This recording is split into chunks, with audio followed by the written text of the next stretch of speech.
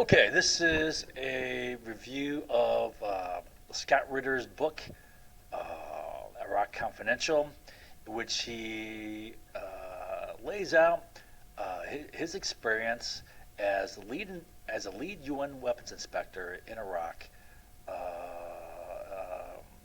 as far as U.S. interference in his efforts to find weapons of mass destruction, and his view as to what the real agenda of the United States was, as opposed to finding weapons of mass destruction. Now, so he lays out that a whole list of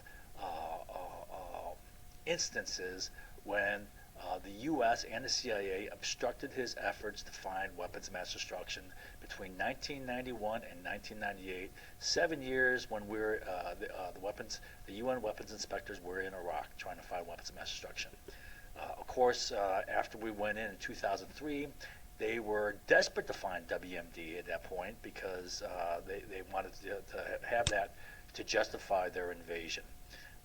But according to Scott Ritter, that wasn't the case between 1991 and 1997 or 8. All right, so weapons of mass destruction in Iraq was a manufactured perception, and it was used to pump up fear in a big fear campaign that was used to justify the passage of a congressional resolution, which became the legal basis for the Iraq invasion war. Right? So it was based upon a manufactured fear of weapons of mass destruction. And the American public fell for it. So here's Scott Ritter. I'll give you a little background. Here's his book. A little background into Scott Ritter. Scott Ritter was a Marine Corps intelligence officer. At the time when he was inspecting in Iraq, he was a major. He was a Marine Corps intelligence officer who served in General Schwarzkopf's staff during the first Gulf War. Following the war, still as a commissioned officer, Scott Ritter served as a United Nations weapons inspector, searching Iraq for WMD from 1991 to 1998 when he resigned out of protest. We'll get to that. Scott planned and led many of the search operations. This is from his book, but no one was more determined, persistent, aggressive, unflinching, and creative and resourceful in the pursuit of Iraq's mythical WMD than Scott Ritter. Interacting with the CIA, UN, U.S. State Department, British MI6, Israeli intelligence, Iraqi officials. So he interacted with all these people. Scott Ritter had direct exposure to the inner workings, politics, and machinations surrounding the UN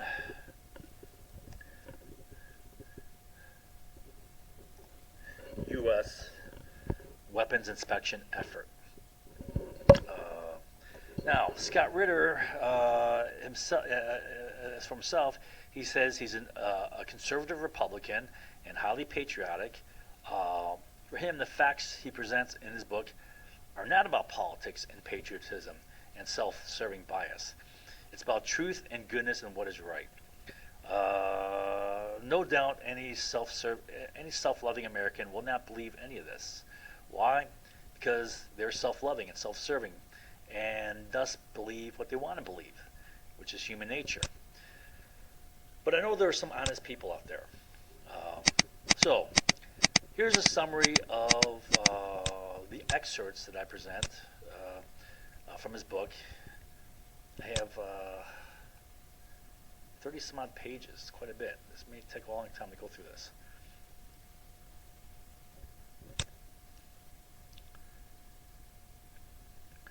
Okay, first thing is the U.S. did not want the UN ESCOM weapons inspections to succeed. UN ESCOM stands for United Nations Special Commission to Find Weapons of Mass Destruction. Disarmament was not the goal because that would end the economic sanctions, which were intended to make living conditions so horrific as to promote regime change, overthrow Saddam. So what Scott Ritter is saying is they weren't really trying to eliminate WMD. They were trying to maintain the perception that WMD was being hidden by Iraqis so they can maintain the sanctions, The real goal was to maintain the economic sanctions because those sanctions would create such a horrific condition in Iraq that the people of Iraq would overthrow Saddam. So they're trying to promote regime change, right? And he said that was the real goal. The real goal, according to Scott Ritter, was the maintenance of the public perception that Iraq was deceiving and retaining their WMD. This false public perception would create fear that would justify continuance of stringent economic sanctions that would create a humanitarian crisis in Iraq so severe it would lead to the overthrow of Saddam from within, hence regime change. This program to manipulate U.S. public perception continued through 2003 and was used to manipulate the U.S. public again into accepting the U.S. military invasion of Iraq. And of course it worked, and so we invaded, which only made Iraq a hellhole, also destabilizing the larger region as well. Note, after our invasion of Iraq, there was a desperate effort to find WMD to justify the invasion. So that's when they were serious about finding WMD. It was stated by both the Bush and Clinton administrations that even with 100% disarmament, the U.S. had no intention of lifting sanctions, which were specifically imposed as leverage to force the WMD inspections in order to get their elimination. So that was the purpose of the sanctions, to create leverage to force weapons of mass destruction inspections upon Iraq. Now, to create the public belief that Iraq was deceiving and concealing WMD, the U.S. CIA manipulated, suppressed, and fatally undermined the inspection process. Specifically, the U.S. manufactured false evidence for both WMD and Scud missiles, doctored reports on both WMD and Scud missiles, misstated reports on both WMD and Scud missiles, provided UN SCOM with false leads, sending the inspection teams, as Ritter put in his own words, down on wild goose chases, conducted a concerted effort to obstruct and discredit UN weapons inspectors, perhaps even getting them kicked out. All right, I'll try to explain this. So the CIA U.S. had an ongoing program to assassinate or overthrow Saddam in a coup. They plotted to use the UN SCOM inspections to create an incident that would justify a massive attack on the Special Republican Guard, which was Saddam's personal security force. With the Special Republican Guard out of the way, the coup would be launched. The CIA trusted questionable Iraq double agents and also lost a secure satellite communication system or device to the Iraqi intelligence, both of which gave the Iraqis full knowledge of the plot and knowledge of how we were working and planning with the coup plotters within Iraq. The coup was set to occur in conjunction with UN SCOM 150 inspection, which was to be in June of 1986. It was intended that the June 1986 UN weapons inspection be used to create an incident that would be used to justify the bombing of the headquarters of the Iraq Special Republican Guard, taking out Saddam's personal bodyguard force. Stripped of protection, Saddam would then be overthrown in a coup. Does that make sense? So the idea is to use the weapons inspection, probably with a fait accompli, to justify a bombing of Iraq, and the target to be bombed would be the headquarters of the Special Republican Guard, which is Saddam's bodyguard unit. Once they're out of the way, then the coup would be launched and Saddam would be overthrown. Didn't work because before that could happen, the coup plotters were arrested because Iraq intelligence had forwarded information of them, and they were executed. The CIA was attempting to use UN SCOM inspections to gather intelligence for assassination attempts on Saddam. For example, the CIA embedded several structural engineers on UN SCOM inspection teams to devise means of bombing presidential palaces to kill Saddam. So they're using the UN weapons inspections for something else, for assassination attempts on Saddam. And recall that the Bush administration's demand of all Saddam's palaces be inspected and it leaked that the CIA planned to use weapons of mass destruction inspections to assassinate Saddam, and then Iraq kicking out the weapons inspectors at some point. I think that was in 2003. When they had no WMD. So they kicked out all the weapons inspectors when they had no WMD, which created in the public mind that Saddam was concealing and hiding. Now, can I prove this was a CIA game? No. All right. This is kind of the chronology from what I remember. So we kicked off the effort to get an attack on Iraq in conjunction with the anniversary of 9/11, 1 year later. And by September 17th, Saddam was getting, he was feeling the heat, right? Knew something was up, and so he begged for the weapons inspectors to come back in, right? Oh, please come back in, right? But then the very next day, the Bush administration responded that they rejected weapons inspections because because of the threat it would split support for military invasion. Right? They wanted military invasion first and foremost. All right, and then let's see. Then what date? It was, I think, it was either still in September or early October. I think it was about a week later. I have to look at my notes. About a week later, the Bush administration came back with a demand that they inspect all of Saddam's palaces. Well, they were using the UN inspection teams to devise assassination attempts with Saddam back in 1991 to 1998. Right. So this leak, this leak would be credible because they're in fact doing that before. Ritter had developed a program to flush out counter-concealment involving U-2 flights. So I'll try to explain this off the top of my head first.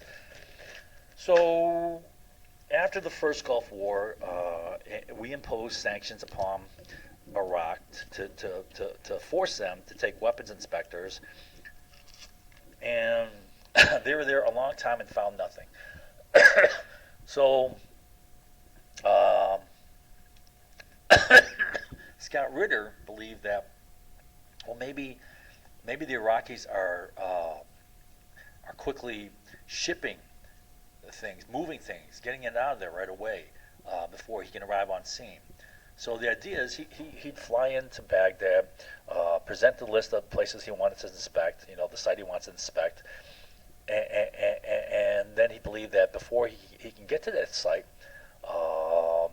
it's possible that they're sending communications, to order those weapons loaded up and shipped out. Right. So what he tried to do is he tried to get U-2 spy planes flying overhead. At the same time, he wanted to get communication intercepting radio traffic, and then having that decoded, and then the U-2 photographs analyzed to see if they're moving. Okay, so he called it counter-concealment involving U-2 flights, Iraq communications intercepts by British intelligence unit embedded in Iraq, and photo reconnaissance analysis by Israeli intelligence. CIA failure to provide assistance forced Ritter to seek assistance from British and Israel. British would conduct communication interception. Israelis would analyze U-2 surveillance photographs. The concept of the operation was to schedule surprise inspections timed with U-2 flights to provoke Iraq communications and movement of materials for concealment. The idea was to reveal any Iraq attempts to conceal WMD, move WMD. The communication intercepts would expose Iraq orders to move, materials. Okay, so the U-2 flights would take photographs of trucks and so forth, moving materials. Okay. U.S. CIA leaked the existence of a five-man British intelligence unit, the communication unit, to every American embassy and military base around the world, right? And Scott Ritter said this was U.S. That did it, and it only makes sense because, only the U.S. would have access to communicating, passing those messages to every embassy and military base around the world. Thus, it was made easy for Iraqi intelligence to gain knowledge of this team.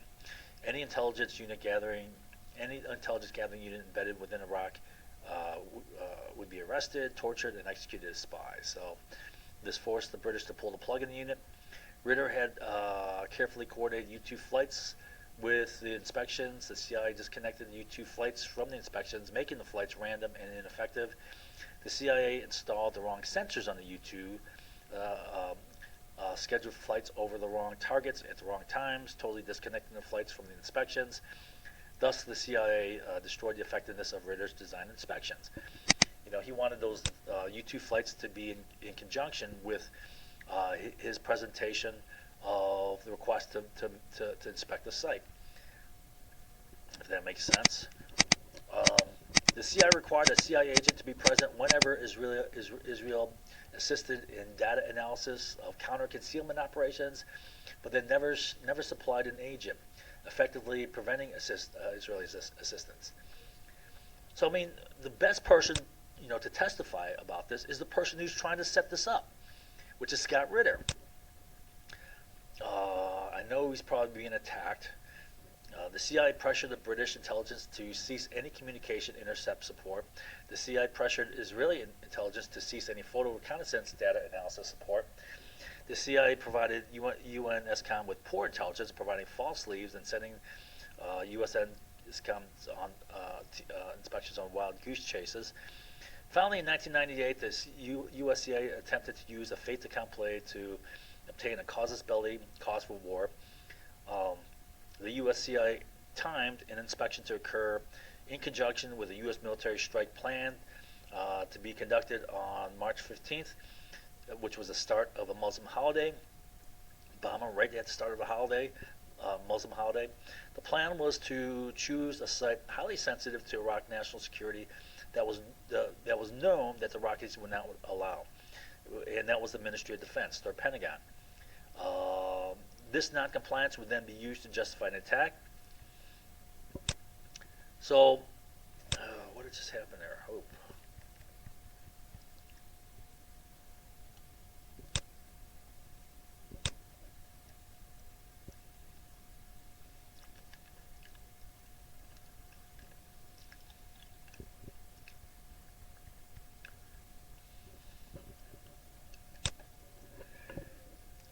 This would be used to justify an attack. Tariq Aziz gave us the reason. This is quoting Scott Ritter. Tariq Aziz gave us a reason when he told Butler that to try and inspect the Ministry of Defense meant war. This is a firm refusal to allow inspection there. During the inspection, however, the Iraqis eventually caved in, backed down, and allowed Ritter's team in. The inspectors found nothing. The Iraqis weren't stupid. They knew that this was a US CIA maneuver to manufacture a justification for strikes. Or I say this is my own words. You know that the Iraqis are not that stupid. They know that this is a sneaky, deceptive thing they're trying to push on them to create an incident. The counselor told Ritter after your inspection of the Iraq Ministry of Defense in March, he told me the White House got fed up with the UN SCOM inspectors. They were not interested in real disarmament, just the illusion of disarmament. UN SCOM job was to do only that which was necessary to produce 2 reports to the Security Council a year, which legitimized the continuation of economic sanctions, which, according to Scott Ritter, was their key goal. And this makes sense. For why would the March UN SCOM inspection cause the White House to be fed up when it succeeded in forcing the Iraqis to back down and allow inspections of the Iraq Ministry of Defense, an area they considered so sensitive to their national security that to inspect them meant war? The U.S. then conducted a bombing campaign in Iraq lasting 4 days from December 16th to 19th in 1998, one day before the start of the main Muslim holiday, which is Ramadan.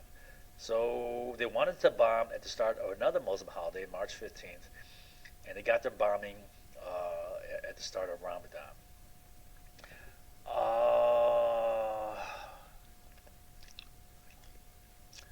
A key outcome of all this was that The sanctions, which were meant to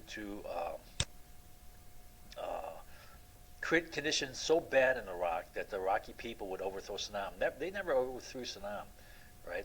But it did cause the death of 567,000 Iraqi children, over 500,000 Iraqi children. And this became one of bin Laden's primary motives for attacking on 9/11. I mean, most of his motives had to do with oil and U.S. invasion in the Middle East and so forth, right? But this was another one of his motives. Okay, so this comes from all the rest here. I believe all this. I mean, some of it, I believe I've added some comments here. I got to make sure I italicize it so that it's not confused for Scott Ritter's words. But everything on the left side here are Scott Ritter's words. These are mine. Looking back on the events that have transpired since UNSCOM left Iraq, I am sometimes struck by the irony of it all. For 7 years, I and hundreds of other dedicated arms control professionals struggled to achieve an objective that people said couldn't be accomplished: disarming Iraq when Iraq didn't want to be disarmed. And then, more than 6 years after my resignation, I turned on the television and see my former boss, Charles Dilfer, issuing a report that concluded that Iraq, in fact, disarmed by the summer of 1991. So that report was released in 2004. Inspections had worked after all. Why then did the U.S. and its allies apparently feel so threatened by Iraq's weapons of mass destruction that they invaded the country in March 2003? Well, in my next lesson, I'll show how advantageous economically, in multiple ways, warfare in the Middle East is. So Dilfer concludes that Iraq disarmed by 1991 after we demanded it disarm, after we threw in the sanctions. Right? All right, so that only makes sense. And I tried to explain this before, but if you try to compare weapons of mass destruction with your entire economy, 60% of Iraq's economy is oil, and the sanctions block the export of oil. Right? You're taking out their economy, right? That doesn't leave 40% behind. You take out 60%, right? That's devastating the remaining 40%. So it's killing their economy. And now, weapons of mass destruction has no comparison with your whole economy. So one way to look at it is weapons of mass destruction are just another form of weapon. You have your army, you have your armor, artillery, air force, navy, anti-aircraft missile batteries, ballistic missile batteries, so forth, right?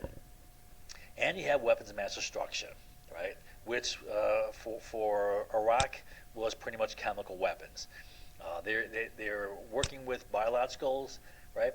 I don't think they weaponized it, but I know they purchased, for example, whole loads of biological toxic agents from the United States. The Rangel report, you go through that, it's page after page after page after page, a list of different biological agents, anthrax, botulinum, smallpox, all sorts of stuff, right? All sorts of viruses. And we sold it to them.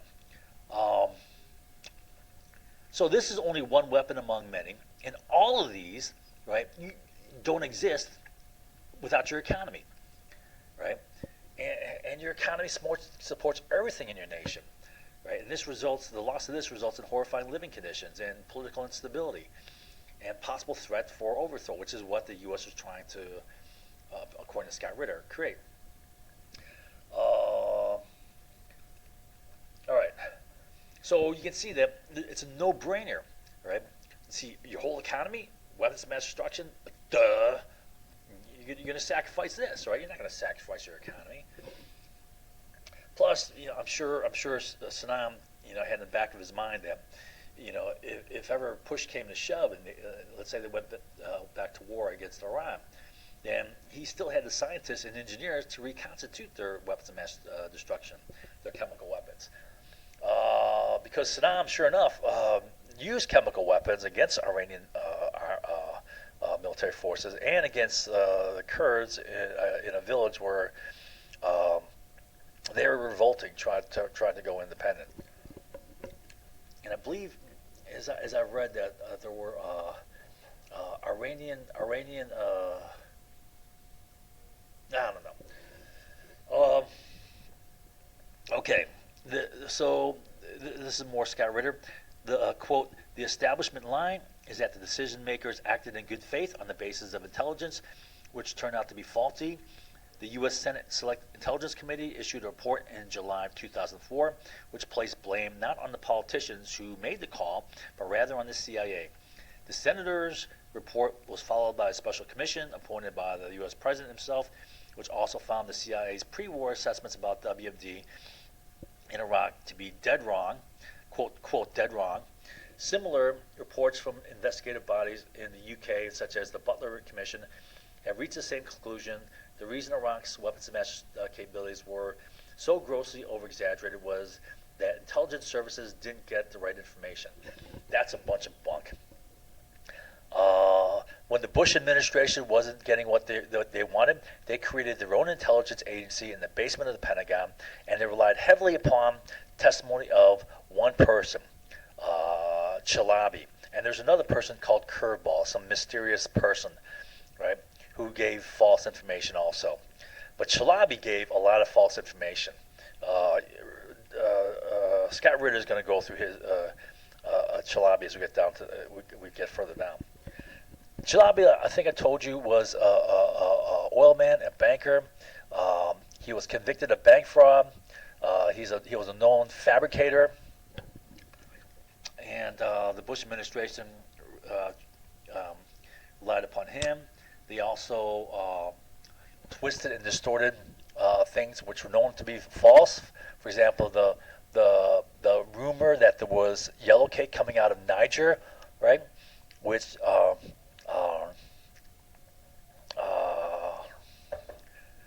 what's his face? Joe Wilson. Joe Wilson was sent to Niger, who was the ambassador there previously, right?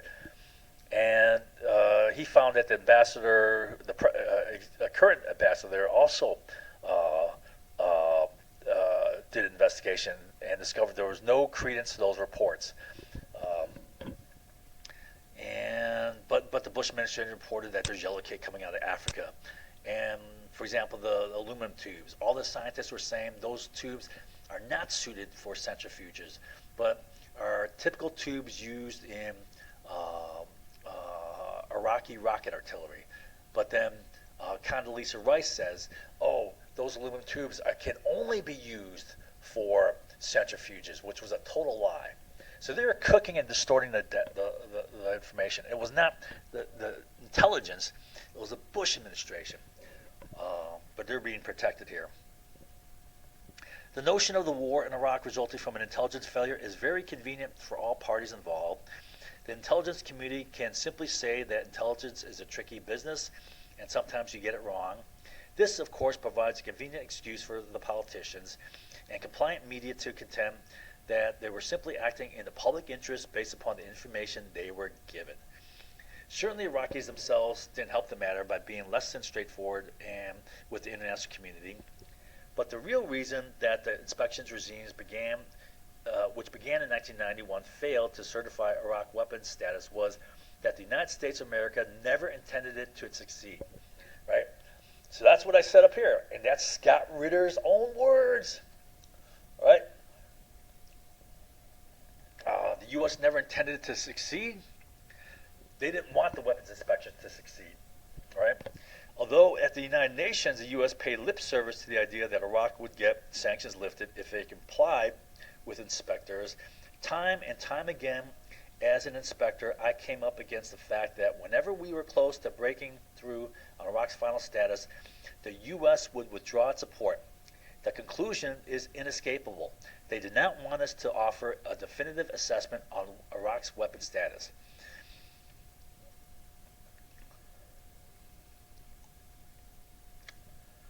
All right. Not only was the U.S. government willing to prevent the dissemination of accurate assessments, so they're trying to block accurate information. They were willing to promote what even their own intelligence services classified as highly dubious assessments, such as those produced by Iraq's National Congress leader Ahmed Chalabi. I told you about that guy.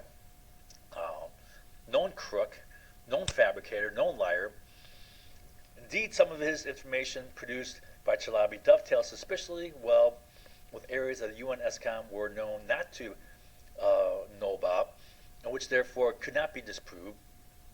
This nexus of deception and opportunism is embodied in the person of Curveball, the alleged Iraqi defector, right? No one knows who he is, whose claims served as a basis for much of the U.S. case for war against Iraq. In the end, to accept the concept of Iraq as an intelligence failure, one must first accept the premise that U.S. was implementing as its primary objective for Iraq the Security Council's resolution on disarmament. This argument is simply not sustainable. The behavior of the United States government and its intelligence agencies during my time as an inspector was not that of a government that was serious about disarmament. Support for a U.S. ESCOM mission was, at best, tailored to the political imperatives at the given time. There was a total willingness to compromise the integrity of UN ESCOM and with its whole notion of multilateral disarmament for short-term tactical advantages in the battle between the U.S. and Iraq regimes. Toward the end of the inspections era, elements of the U.S. government actively sought to make UN ESCOM's job more difficult by cutting off intelligence sources. So we'll see that. And I told you about that. All right? Trying to cut off Israeli help, trying to cut off British help.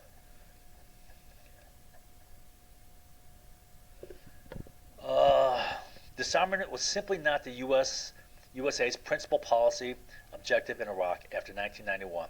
Regime change was. The CIA was designated as the principal implementer of this policy.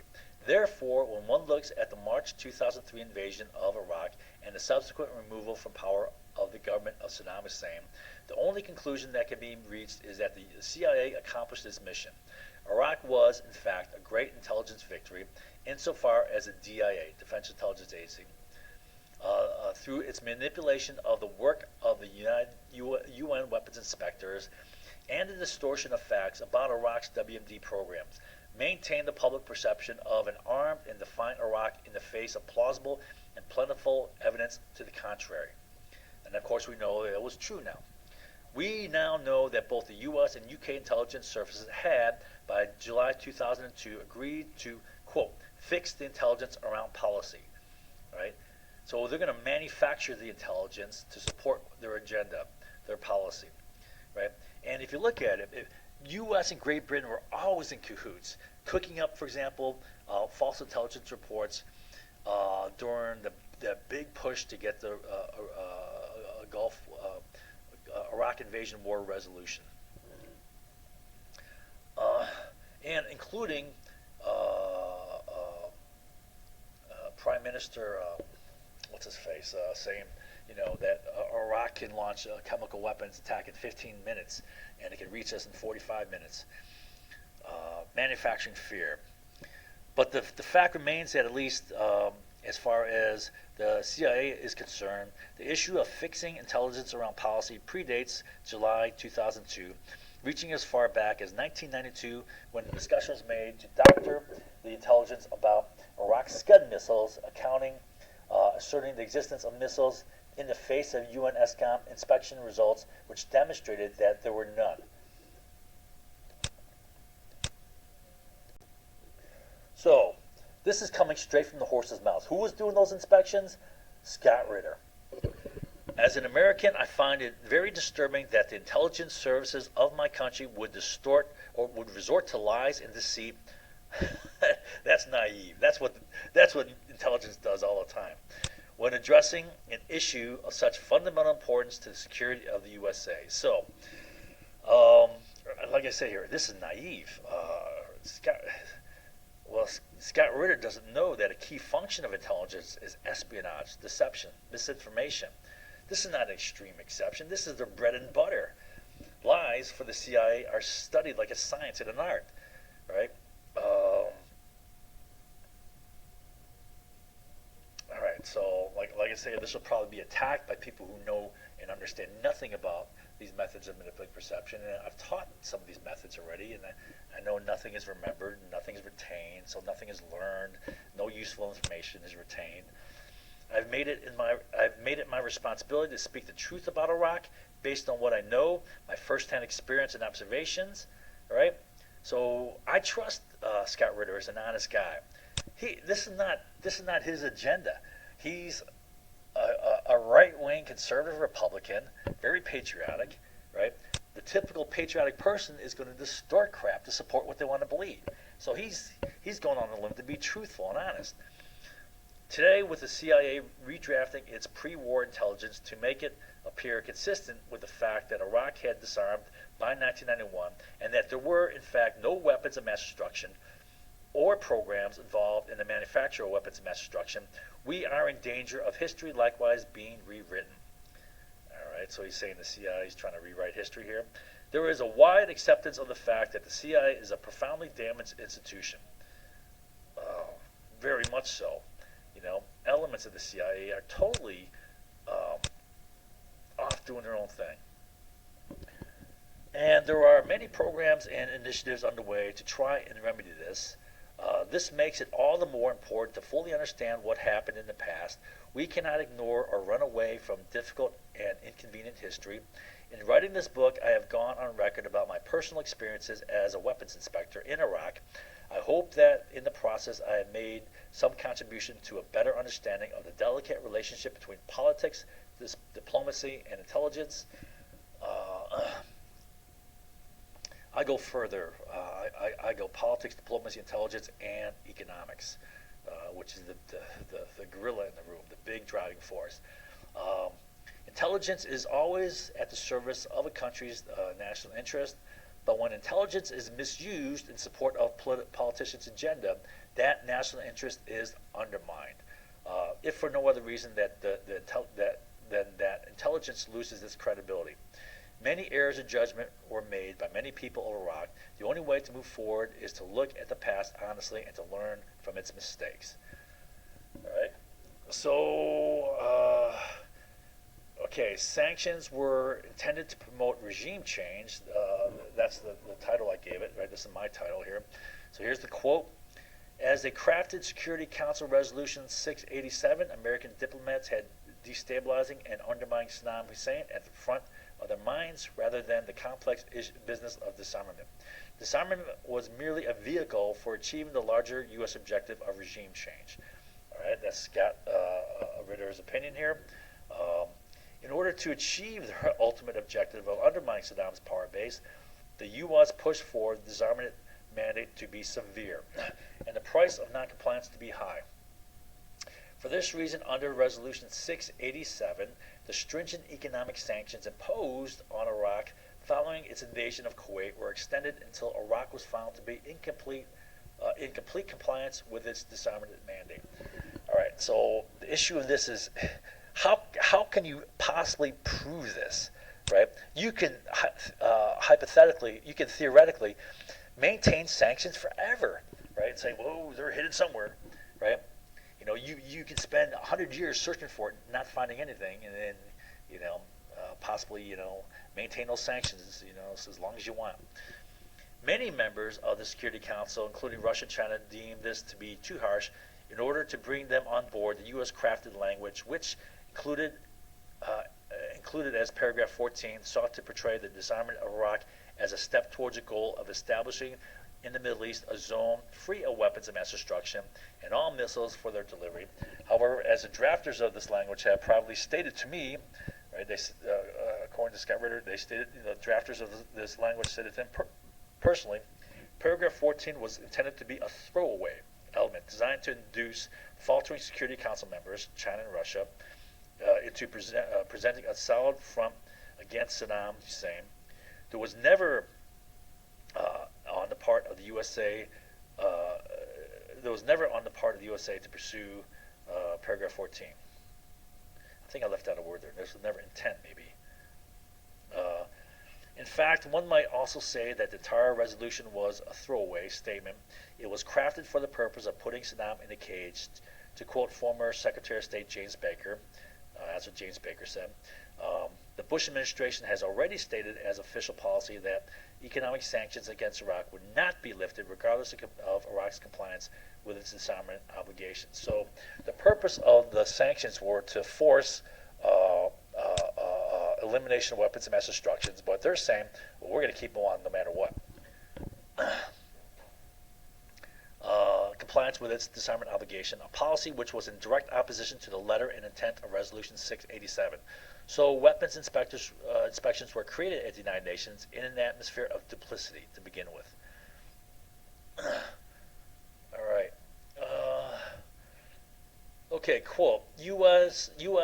Ambassador to the United Nations Madeleine Albright, in a speech delivered at Georgetown University on 26 March 1996, noted that sanctions against Iraq would not be lifted as long as Saddam Hussein remained in power. Right? So it wasn't about weapons of mass destruction. It was about regime change. You'll see that we played a lot of dirty games with weapons of mass destruction inspections, right, to justify the economic sanctions, and those economic sanctions then leading to the death of 567,000 Iraqi children, which became one of bin Laden's key motives for attacking us on 9/11, kicking off the war on terror. Yeah, that worked well.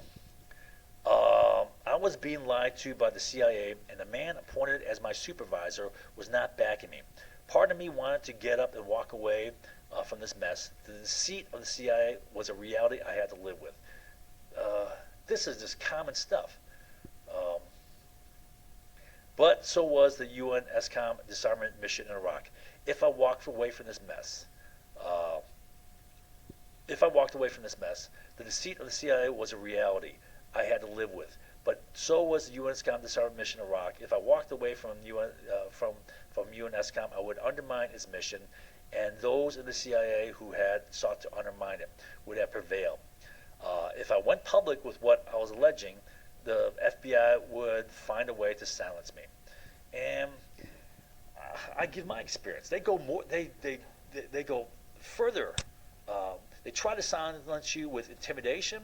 They try to use leverage. They create, they network all around you. They network to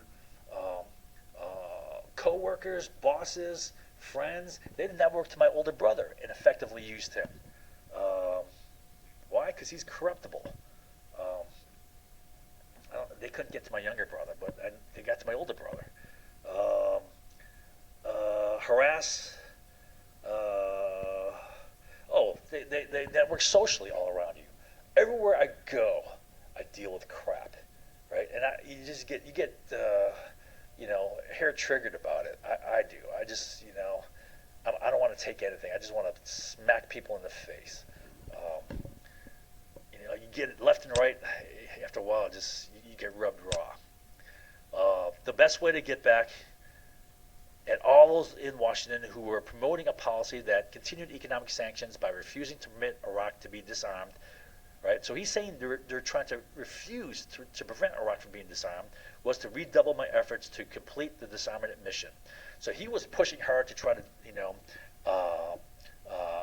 to ferret out weapons of mass destruction by pushing Iraq to give up its final vestiges of its weapons of mass destruction programs, or if in fact Iraq was telling the truth that no such weapons existed, by compelling Iraq to provide UNESCOM with all of the data necessary for UNESCOM to verify Iraqi claims and sustain a finding of compliance before the Security Council.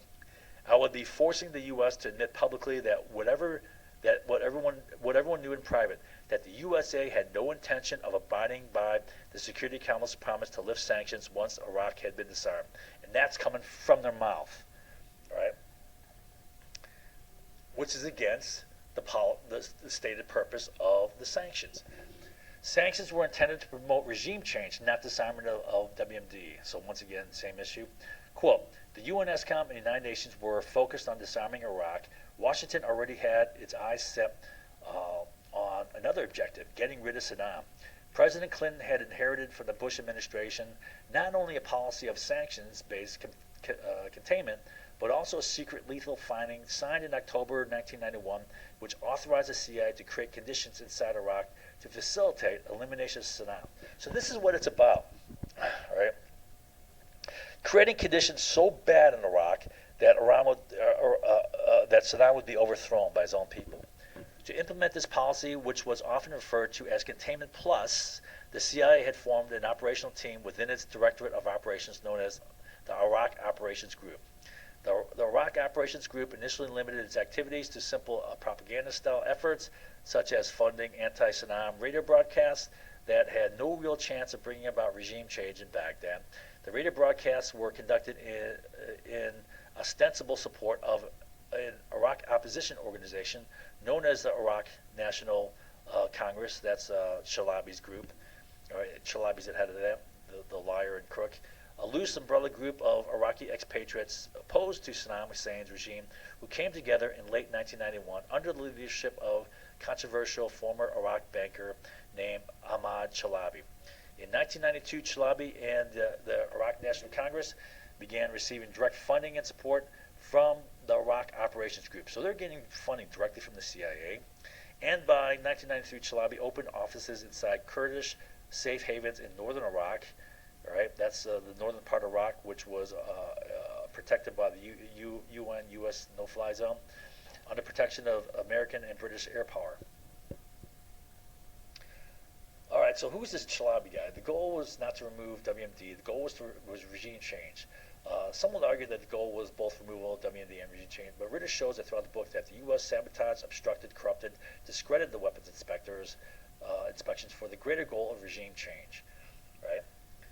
So the average person is going to say, no, the U.S. didn't do that. Yeah, they're trying to find weapons of mass destruction. They had a bigger goal. And Scott Ritter will lay out how they obstructed his efforts. They didn't help him. They blocked his efforts and sabotaged his efforts. The rock banker Chalabi, an oil man, convicted of bank fraud,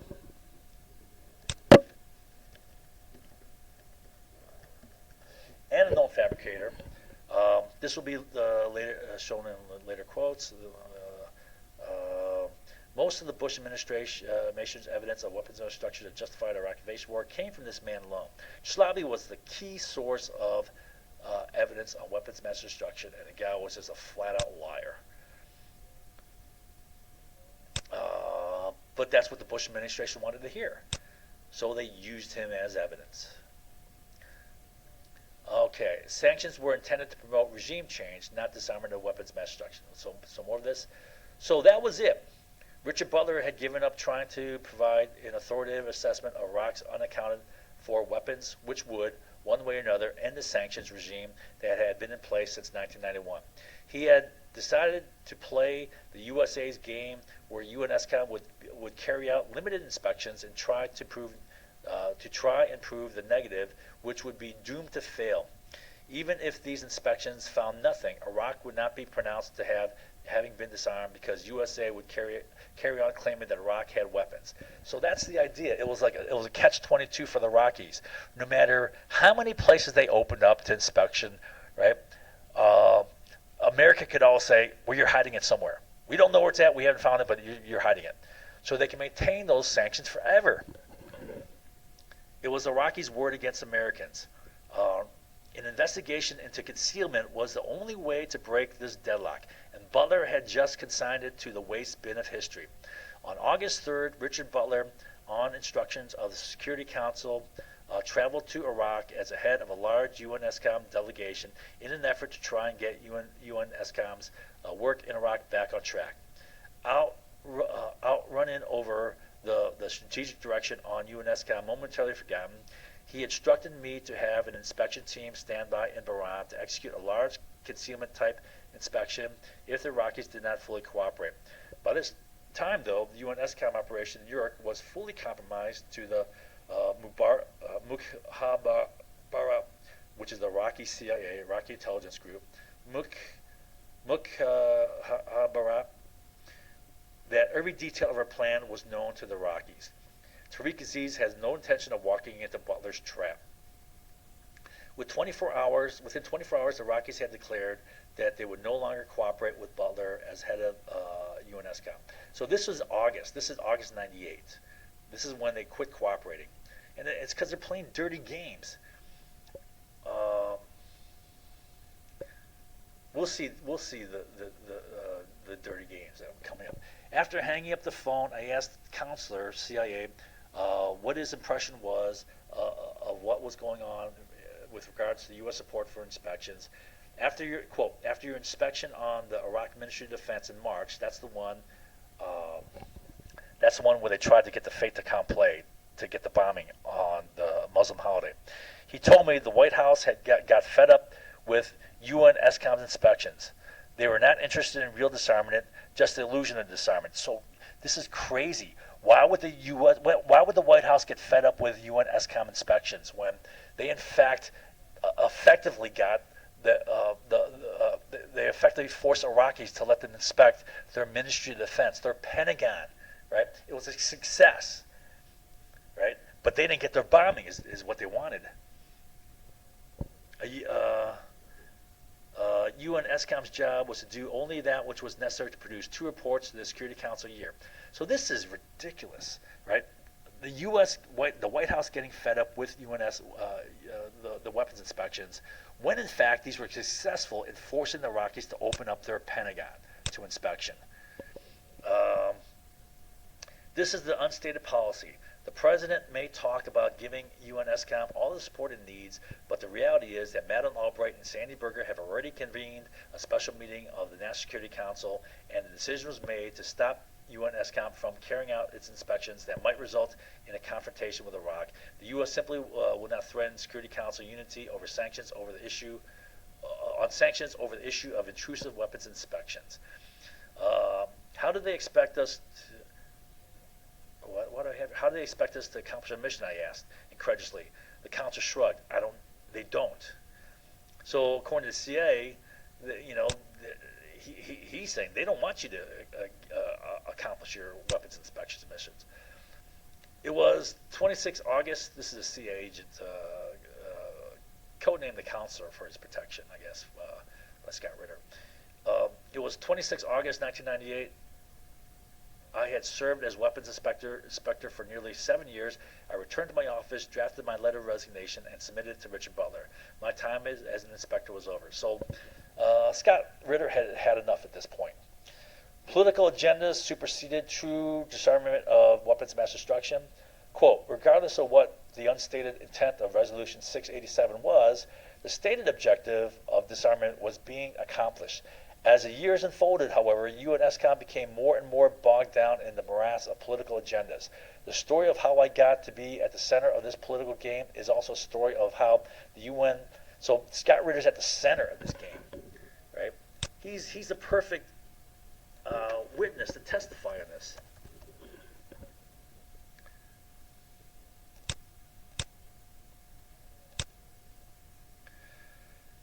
It was a story of determination and steadfastness, and of lies and betrayal.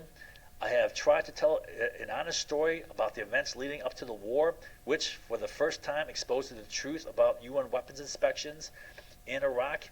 It reveals the role played by the USA in manipulating, suppressing, and fatally undermining the inspections. So this is from Scott Ritter, the head inspector over there.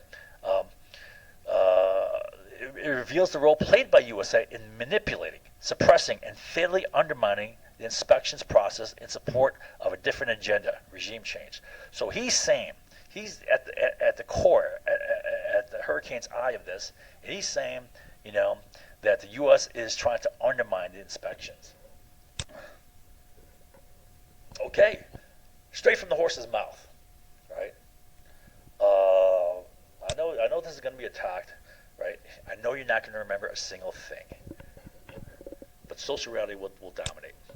Many Americans and many more Iraqis' lives have been since lost in support of this agenda. Right? The world may yet pay the price for the CIA's decision to use disarmament as a smokescreen. All right. Yeah. So. what Iraqi lives were lost. You know, not only were many Iraqi lives lost in our invasion of Iraq, over 123,000 civilians killed due to our invasion, right? I don't know how many Iraqi soldiers were killed. I don't know how many Iraqi insurgents, which were ex-soldiers, were killed. I don't know how many Al Qaeda inspired, Muslims inspired to join Al Qaeda who went over there. The foreign recruits who went over there were killed, right? But there were a lot of Americans were killed as well, right? And prior to this, there were that 567,000 Iraqi children, right? This was a great policy here. This worked well. Iraq concealment and Saddam's motives for concealment. So this is Scott Ritter saying, this is his belief, right? They later found out that Iraq had nothing since 1991, but this was Scott Ritter's belief. And he believed that Iraqis were not coming clean with the fact that they had totally eliminated because they would appear like an animal defanged without claws, right? Vulnerable to attack. So they're being kind of, how do I want to say this, kind of coy, kind of, on admitting they had nothing. Iraqis, for their part, didn't want to be disarmed, right? Saddam understood that he had to be seen as cooperating with the UN inspectors. His defeat in Kuwait left no room for doubt in that regard, but he couldn't allow his inner circle to perceive him as weak, right? So that's in some internal politics. According to senior Iraqis with first knowledge of events, shortly after the Security Council passed Resolution 687, Saddam ordered the creation of a high-level committee, which at the same time as Iraq was submitting a declaration to the UN inspectors detailing the holdings of weapons of mass destruction, was to orchestrate a massive concealment campaign. Iraq Concealment Committee got straight to work, taking physical control. So there is, according to Scott Ritter, some effort to conceal. Iraq's Concealment Committee got straight to work, taking physical control of weapons, production equipment, documents relating to WMD. Documents were moved to secluded holding areas, while weapons and production equipment were placed in vehicles and moved around smaller convoys in order to escape detection. Cover stories were concocted for facilities engaged in WMD-related activity. The factory workers were coached through the deception by special teams, fake inspections, to simulate the kind of questions anticipated to be asked. When the real inspectors finally showed up, some facilities were physically altered to hide the true purpose. Saddam's past experience was with International Atomic Energy Agency inspectors, whom Iraq deceived for a decade while secretly pursuing a nuclear weapons program, which he actually built a nuclear reactor, which the Israelis blew up, and he had little regard for either the competence or tenacity of UN weapons inspection. He felt that he could ride out inspection periods for long enough to rally world support around lifting economic sanctions. But unbeknownst to us, Saddam Hussein had in fact unilaterally destroyed. So this is what they're thinking, right? But this is Scott Ritter, page 37. Unbeknownst to us, Saddam Hussein had in fact unilaterally destroyed stockpiles of weapons of mass destruction in 1991. What he didn't want to do was admit that there had been anything to destroy, right? All right. Which is why the Iraq Declaration of UNSCOM had been so evasive, right? Like a drug dealer deciding to come clean by flushing his stash down the toilet, all the while claiming to the police that he never had any drugs. Iraq came clean by disarming itself without admitting to its past guilt. Iraq WMD destroyed since 1991. The Iraqis had thrown in a fascinating twist, however. All of the retained material had been unilaterally destroyed by Iraq back in July 1991. There were no missiles or missile-related equipment remaining in Iraq, only destroyed debris. Within the course of a few minutes, UNSCOM's 31 mission had been changed from one of confrontational searches for hidden weapons to a more conventional verification and destruction inspection. Right? Rejection of 706. Saddam wanted a total lifting of economic sanctions, nothing less. CIA supply of intel to UNSCOM while Iraq people suffered. Quote, Amir Rashad, Iraqi oil minister, was laughing as if this CIA intel were a joke. The CIA will, quote, the CIA will flood you with this information. He shifted his gaze back to Nikita Shmidovich. I have a special information unit. I could set you up, easily mislead you. You would think that you had concrete information. I could mislead the special commission with no problem, and so could the enemies of Iraq. They want to corrupt the relationship between the United Nations and Iraq. Who is the loser? The United Nations? No, he said, slamming his open palm on the chair with a loud slap. Iraq, the Iraqi people. We do not contest that the governments want to overthrow us, but your actions are against the innocent Iraqi people. So that's who was really, hurting here. They're maintaining these false weapons of mass destruction inspections to justify, to create the belief in the public mind that Saddam had weapons of mass destruction and were concealing, so as to maintain the sanctions, right, which would put a squeeze on the people so bad that they would overthrow Saddam. But your actions against the innocent Iraqi people who have done nothing to do with MIC, military-industrial complex, or Iraqi leadership, it is the Iraqi people who deal with the results. Amir Rashad was now yelling at us. Almost as if he were exhausted, he sank into his chair. You have done all. There is nothing left. Yes, we have ambiguities. I admit this. We have given you 98%, but you have given us nothing. This is a crime. There should be an end. He took a breath and continued his soliloquy. Everything has been destroyed. You can inspect every single inch of Iraq and you will find nothing. Until when will the people of Iraq suffer? We admit that Iraq made mistakes. We have resolution. We don't like it, but we will implement it. So CIA misrepresentation of Scud intel. On my return to New York following the end of the inspection, the Americans requested a special briefing on the results of UN SCOM 45 effort. I flew down to Washington, where in the State Department conference room, I met with some 30 missile experts drawn from the entire U.S. intelligence community. They listened in icy silence as I briefed them on the findings. One by one, I refuted or contradicted all of the concerns set out in the so-called Scrowcroft paper provided to the UN SCOM by Bob Gallucci in September. Point by point, I tore down the U.S. government's carefully constructed theory of a covert Scud force. Larry Smothers, the author of that idea, was in the audience. He had been a member of UN SCOM 45, knew the evidence I spoke of, and had nothing to say to refute it. When I finished, I asked for questions. There were none. Some shifted uncomfortably in their seats. None thanked me for my work. But as I was leaving, I was warned by a sympathetic CIA staff member that the UN SCOM 45 findings were not popular reading in Washington and to be prepared for some sort of response. We had squeezed the Iraqis hard, and the end result were new disclosures about the ballistic missile programs that had cleared up every single major concern we had listed in our files. But that wasn't good enough for the Americans. The U.S. intelligence community, when it came to Iraq, seemed interested only in maintaining the perception that Iraqis were not telling the truth, regardless of what facts showed. So facts weren't important. It was what they wanted to maintain, the perception they wanted to maintain.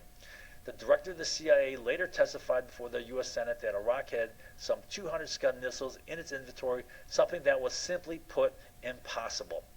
But facts no longer mattered. Nikita Shmidov and I, together with our fellow inspectors, had uncovered the truth, and now Americans were assassinating it. Right? So CIA is about manufacturing lies, right, for their agenda.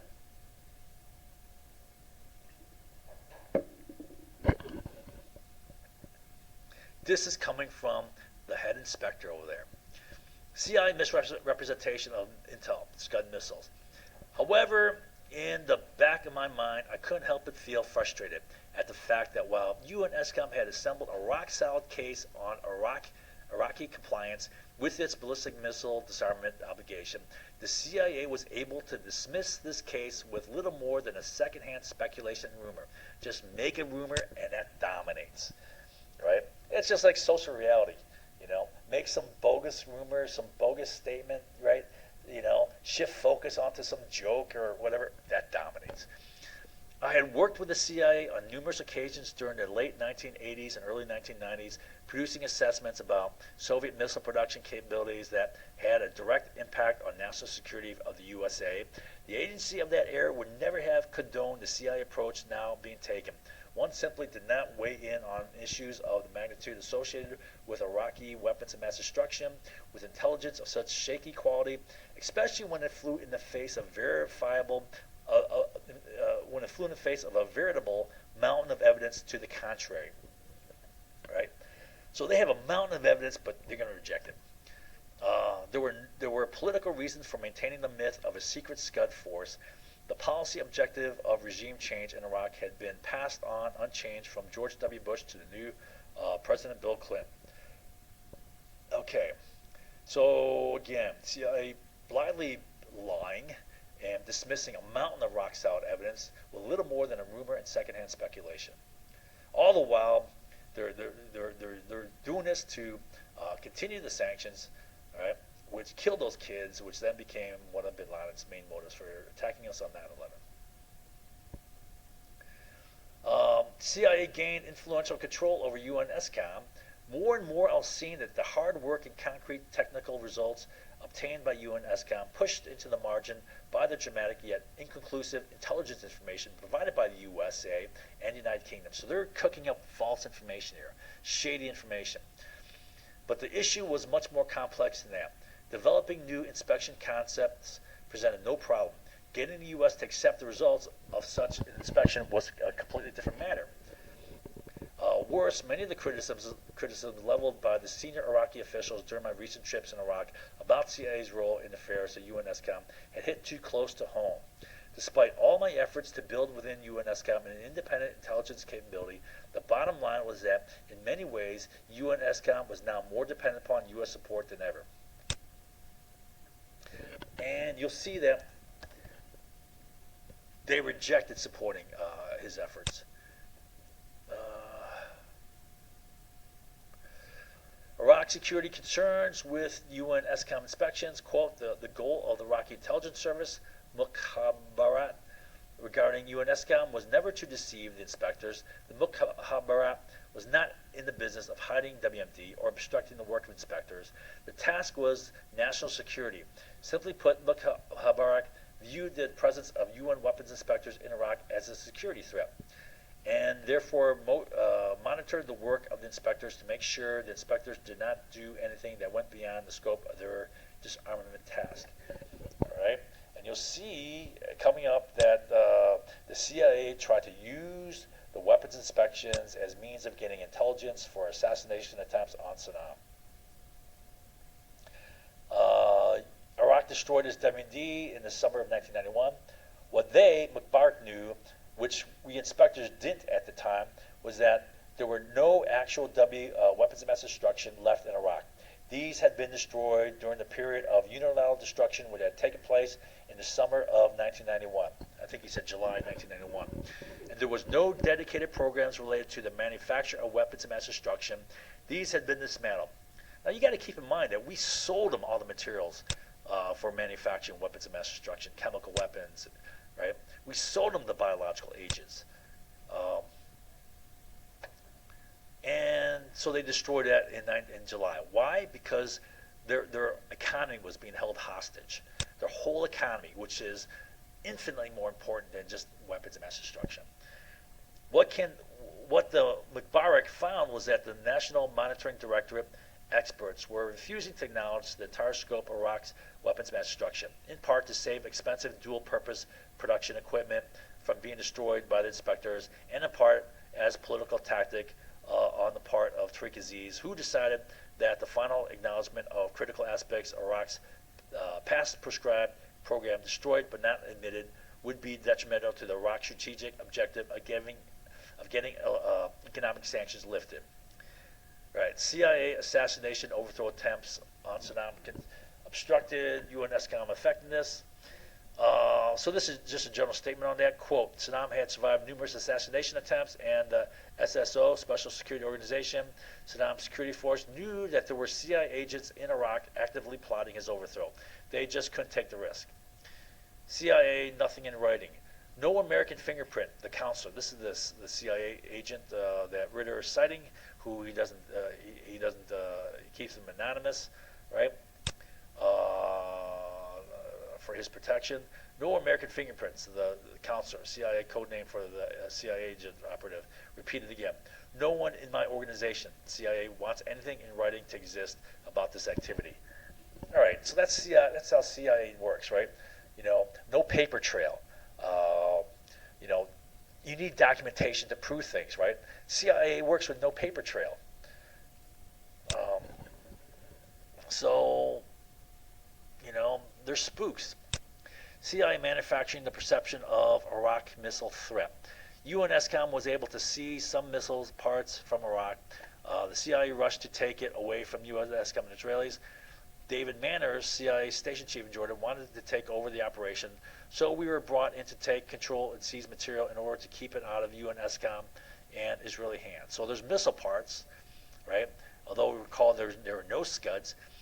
It turned out the seized material was from dismantled Soviet submarine-launched missiles, useless for anything the Iraqis might have been planning in the field of ballistic missiles. The CIA's intervention was twofold: maintain the public perception that this interdiction was the tip of the iceberg regarding hidden Iraqi capabilities, which it turned out, however, that this was, as Iraqis said, simply a rogue operation not tied to any official Iraqi missile project, and also because the intercepted material was of such high technical quality, no one in the U.S. government wanted Israel to get their hands on them, something they feared would happen in UNSCOM were to gain control of the items. The decision by the Jordanian government to go public with a gyroscope interception, so this is gyroscopes intercepted, which are guidance equipment, missile guidance equipment, done at the behest of the CIA, was designed to publicize the case and prejudge Iraqis as guilty in the court of public opinion. UNSCOM wanted the facts as they pertain to our disarmament mission. The CIA wanted the perception as it sustained their regime change mission.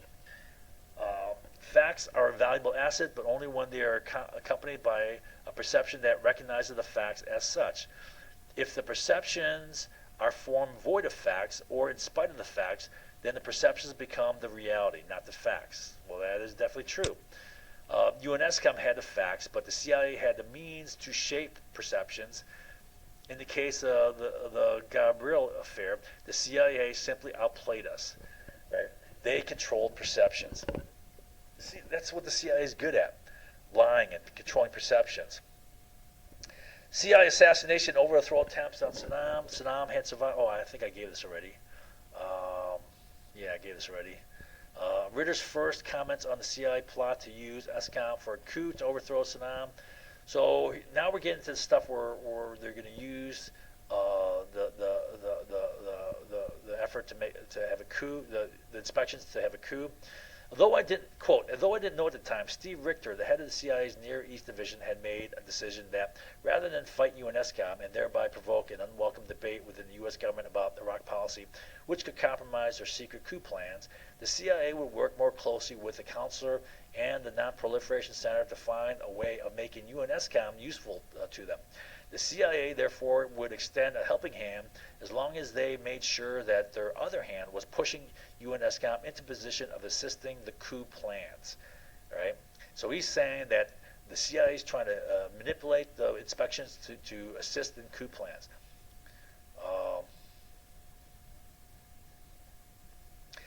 More in the CIA efforts to use UNSCOM for coup attempts on Saddam. But where I saw them, the CIA, assisting UNSCOM in furthering the investigation into the concealment mechanism as a vehicle for disarming Iraq, the CIA saw the inspections as a unique instrument for intelligence gathering that needed to be more carefully managed. UNSCOM 143 inspection had sent a shockwave through the CIA, especially the offices of Steve Ritter, the director of the Near East Division of the Directorate of Operations. Richter had long denigrated the potential effectiveness of UNSCOM as a tool for collection of intelligence. However, UNSCOM 143's ability to gain access to some of the most sensitive locations in Iraq, including presidential areas, Special Republican Guard command posts, Republican Guard headquarters and Iraqi intelligence facilities woke up Richter. So these are key, sensitive areas.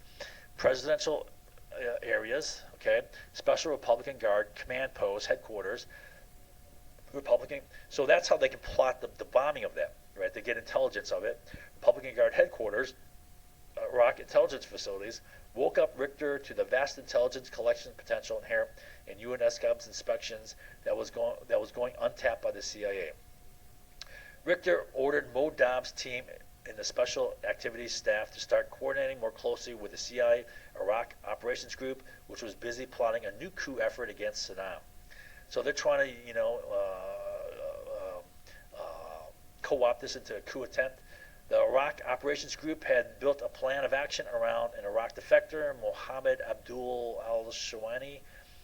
Al-Shawani had 3 brothers who were officers in Iraqi security services, including one who was in the Special Republican Guard. Al-Shawani had convinced Richter and the CIA that he was able to recruit a large number of officers and men who would support the overthrow of Saddam Hussein. I think he's talking about the 86 coup attempt. All al-Shawani needed was the CIA's technical support in the form of secure communications equipment. Okay, so here's the secure communications equipment that got captured by Iraqi intelligence. So they're reading all the plans, U.S. plans to overthrow, have a coup of overthrow Saddam. And the CIA's assistance in shaping conditions under which a coup could be most effectively be carried out. Richter was aware of my focus on the Special Republican Guard. He contacted the counselor, CIA agent, and told him that the operations directorate was ready to cooperate with UNSCOM. For months, I had been badgering the counselor and Burt, CIA agent, for access to the CIA's best analysts on the Special Republican Guard and Special Security Organization, to no avail. Suddenly, out of the blue, I received a phone call from Burt asking me to come down to Washington for a meeting. There in the CIA safe house near Tyson's Corner, I was introduced to Dave and Darcy, 2 analysts who specialize in Iraq security organizations. I was planning comprehensive inspection of Special Republican Guard facilities in the Baghdad region, designed to squeeze any prohibited material into pre-designated safe zones. I believe that if the Special Republican Guard was involved in hiding proscribed material and documents, then it would protect them using the same methodology as was used to protect Saddam Hussein. If material was stored in safe houses around Baghdad and UNSCOM threatened these safe houses, then I believe the Iraqis would evacuate the material into the presidential palace areas around Saddam International Airport. This was the plan they had for the president, and it seemed only logical that they would adopt this plan to protect any hidden weapons of mass destruction capability. The CIA, drawing on the data that Dave, CIA agent, and Darcy, CIA agent, had gathered during our meeting, incorporated. All right, so the CIA, drawing on data from Dave, CIA agent, and Darcy, another CIA agent, had gathered during our meetings, incorporated my Special Republican Guard inspection concept into its Iraqi coup plan. If UNSCOM inspectors could somehow be used to trigger a massive military attack against Special Republican Guards, then Saddam's personal security force could be decapitated and the way cleared for al-Shawani's plotters to make their move. That's what I told you. All right, I said that they were trying to use the weapons inspectors as a pretext to get a bombing on the Special Republican Guard, and then once that happened, they would decapitate his bodyguard force, and then they would make a move on Saddam. Steve Richter, the man responsible for this plan, just needed to make sure that the CIA would influence the timing and direction of this inspection. The job of doing this, and again, this is Scott Ritter talking to the CIA agents about their plan. I mean, this is not secondhand information. The job of doing this, which meant, in effect, managing me, fell to Burt, the counselor's deputy over the Non-Proliferation Center. So while I was preparing an inspection to take advantage of the communications monitoring that was now available to me, the CIA were, unbeknownst to me, taking advantage of my access to the Special Republican Guard in Baghdad to pursue their coup plan, using my inspection to enable their agents to communicate with potential plotters in the Special Republican Guard. All right, that's al-Shawani's guys inside. And from what I read, it was about 800 coup plotters were involved and were rounded up and then executed because they're aired out. More on the CIA efforts to use UN ESCOM for a coup attempt on Saddam and why? What? I forget what that's all about. However, the truth was Iraqis were worried about something much more serious. The CIA had been busy plotting its coup against Saddam Hussein. The Iraq Operations Group had formed a special team of agents which had dispatched to the CIA's Amman station to coordinate coup planning with Iraq National Accord, a group of Iraqi expatriates led by former Ba'athist official LOI had been responsible for monitoring on behalf of Mukhbarat the activities of Iraqi students studying in London in the late 1970s. However, he had developed a taste for money and the high life of the West, and sometime in 1978 reached out to the British Secret Intelligence MI6 and offered his service as a double agent. Sometime in 1994, LOI told MI6 that he had fantastic contacts inside Iraq that were in position to remove Saddam Hussein from power if they could just get help. MI6 passed this information onto the CIA's London station, which in turn reported these developments to Near East Division and Steve Ritter. Ritter brought Alawai and al-Shawani, the former commander of the Iraq Special Forces, who had defected to Amman and was recruited by the CIA. Together, two defectors quickly convinced the CIA that they had resources in Iraq to pull off a coup. Steve Ritter briefed the White House on what was being called the Silver Bullet coup. When the CIA said they had a plan to get rid of Saddam Hussein, the White House approved it, ordering John Deutsch, the CIA director, to move forward. The only problem was that the coup, supposedly planned in great secrecy, was well known to the Iraqi government. All right, so this is where I told you they had known about this already. Many of the defectors being used by the INA and CIA were actually Mubarak Iraqi intelligence double agents, right? So they're actually defecting, but then they're really double agents. And through a series of tragic mistakes, the Mubarak actually took control of one of the CIA secure satellite communication units. I told you about that, right? It's encrypted the satellite communication units, right? They got a hold of one, so they knew everything they're planning. In January 1996, 6 months prior to the coup, the coup was planned for June, right? And a UN weapons inspection team was meant to kick it off. 6 months prior to the coup date, used by the INA to communicate with the plotters in Baghdad. In this way, the Mubarak learned every detail of the plan, including the fact that the CIA was linking the timing of the coup with the UN ESCOM weapons inspections planned to take place in early June 1996. Right? So they're going to use that weapons inspections as a means of justifying a bombing attack of the Iraqi Special Republican Guard, which is Saddam's bodyguard. According to this intercepted conversation overheard by Mubarak, the UN ESCOM inspection would be used to trigger a crisis in Iraq and serve as a justification for a military attack by the USA. So what is that telling the Iraqi leadership, and intelligence about the credibility of these inspections, right? That's going to lead the inspectors to get kicked out, and if they kick out the inspectors, then everyone's going to think they're hiding, they're concealing, right? So they're using these inspections for tricky, dirty things, which is discrediting the inspections, the inspectors and the inspections. All right, which would be used as cover for the plotters to remove Saddam Hussein from power. So when Tariq Aziz asked Rolf Ekas to delay the UN ESCOM 150 inspection, it was with good reason. With the goal of lifting economic sanctions first and foremost in mind, the Iraqis did not want the issue of weapons inspections to become caught up in the political fallout of the impending coup d'etat. Rolf Ekus and the rest of the UNSCOM were completely unaware of the CIA's ulterior motive regarding UNSCOM 150. That's the June inspection. As a primary reason, is a primary mission planner.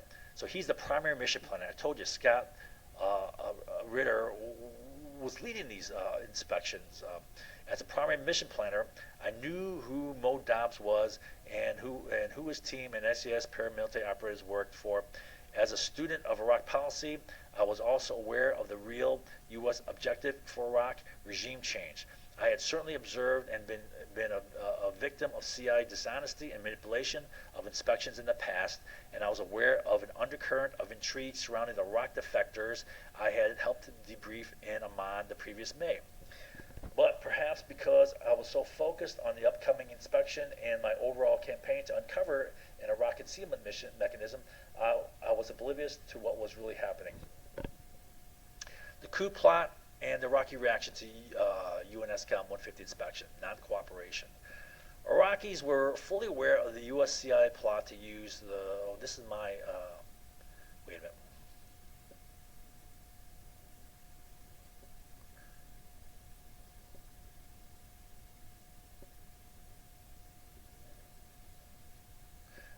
I think that I wrote this. All right, this is. I think I summarized things here. So this is. I don't think this is Scott Ritter. Maybe this quote is from Scott Ritter. The Iraqis were fully aware of the U.S. CIA plot to use the UNSCOM inspection to kick off a coup to overthrow Saddam.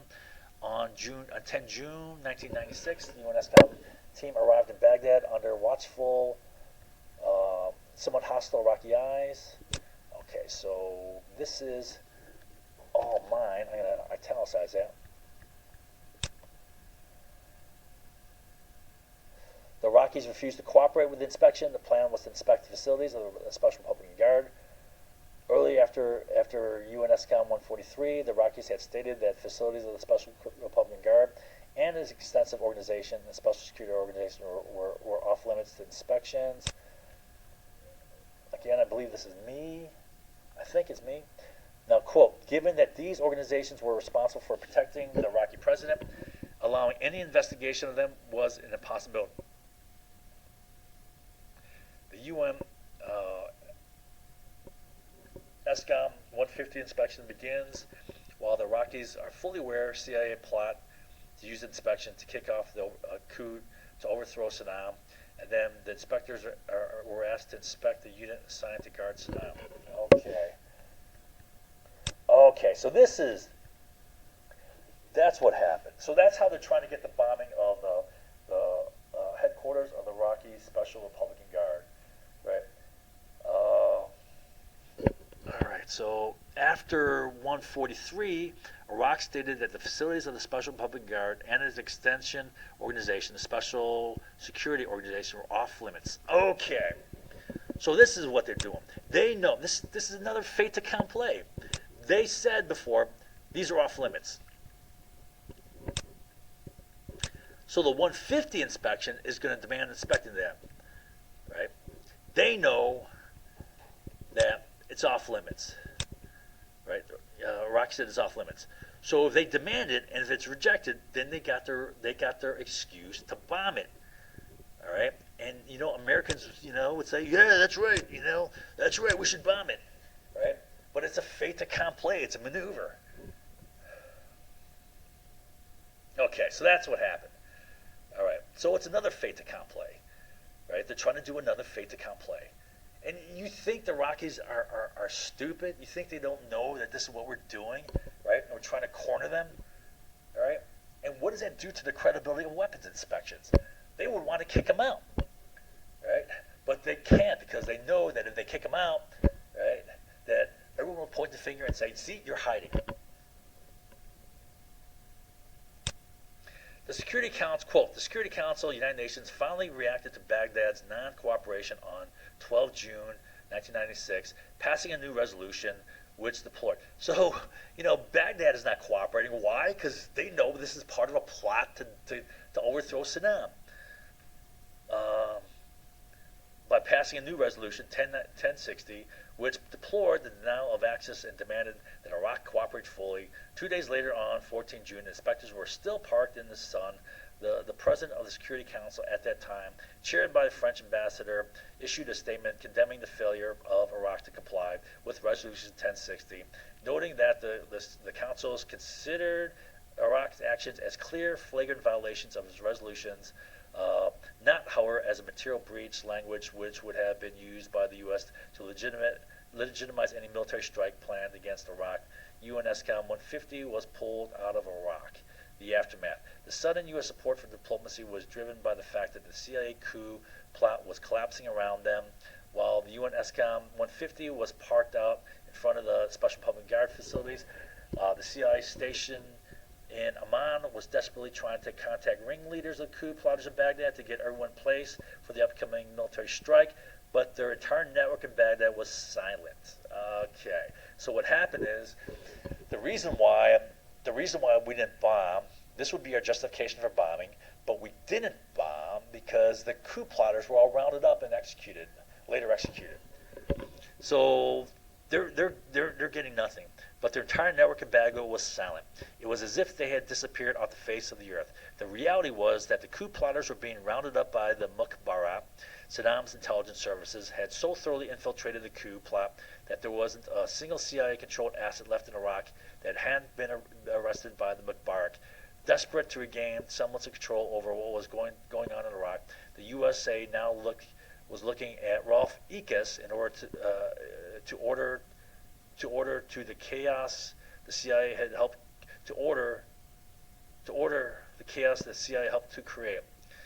Thanks to the work of the Mukhabarat, Tariq Aziz had a full picture of what was really going on regarding the interplay between weapons inspections and the CIA's thwarted plans for regime change. So like I said, they're trying to use weapons inspections to kick off a coup attempt.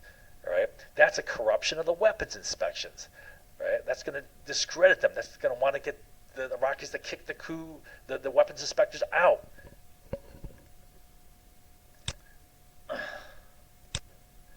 While the senior Iraqi leadership felt that there was a clear case to be made for terminating all relations with the UNSCOM, the Mukhabarat UNSCL had convinced Tariq Aziz and others, including Saddam, that UNSCOM was being used and was not a winning player in the coup plotting. The Iraqis knew that economic sanctions could not be lifted without a favorable report on the compliance with the UNSCOM, right? So they kick out. So that's what they're holding as leverage. You kick out the weapons inspectors, you'll never get these sanctions off, right? And the sanctions are killing their economy. Without a favorable report on compliance with UNSCOM. So the decision was taken to give ECAS one more try to realign his inspection efforts away from U.S. policy imperatives and back on track with the original disarmament mandate. All right, more on the CIA coup plot. CIA knew full well the extent to which the Iraqis had penetrated their plot against Saddam and how this information might be used by Iraq and its allies in the Council if the USA were to proceed with a military attack. The unity of the Council seemed to maintain economic sanctions would crumble in an odd coming together of minds. Both Iraq and USA wanted ECAS to reach a compromise, Iraq to get sanctions lifted and the U.S. to keep sanctions in place. On June 22nd, Rolf Ekus and Tariq Aziz signed what became known as the Agreement of the Modalities of Sensitive Site Inspections, which governed how UNSCOM would go about inspecting sites deemed sensitive to Iraq national security, Republican Guard, Special Republican Guard, Special Security Organization, Mukhabarat, and other security institutions, including all presidential administrative buildings and facilities. There were 7 specific modalities cited in the document, but perhaps the most controversial concerned the number of inspectors permitted into a sensitive site. Rolf Ekus had done his job averting a war while keeping weapons inspections on track, but the result, while in short-term fix for the USA, was a strategic disaster for U.S.-Iraq policy regime change. The ramifications of the collapsed coup attempt had yet to sink in. Many in the CIA were harboring hopes that the coup plotters would magically reappear, establish contact, and indicate their continued readiness to go after Saddam. but any such hope was quickly quashed when on 26 June, the CIA's Amman station allegedly received a transmission from one of the secure satellite phones. It was from the Iraqi Mubarak, who told the surprised CIA agents that the game was up.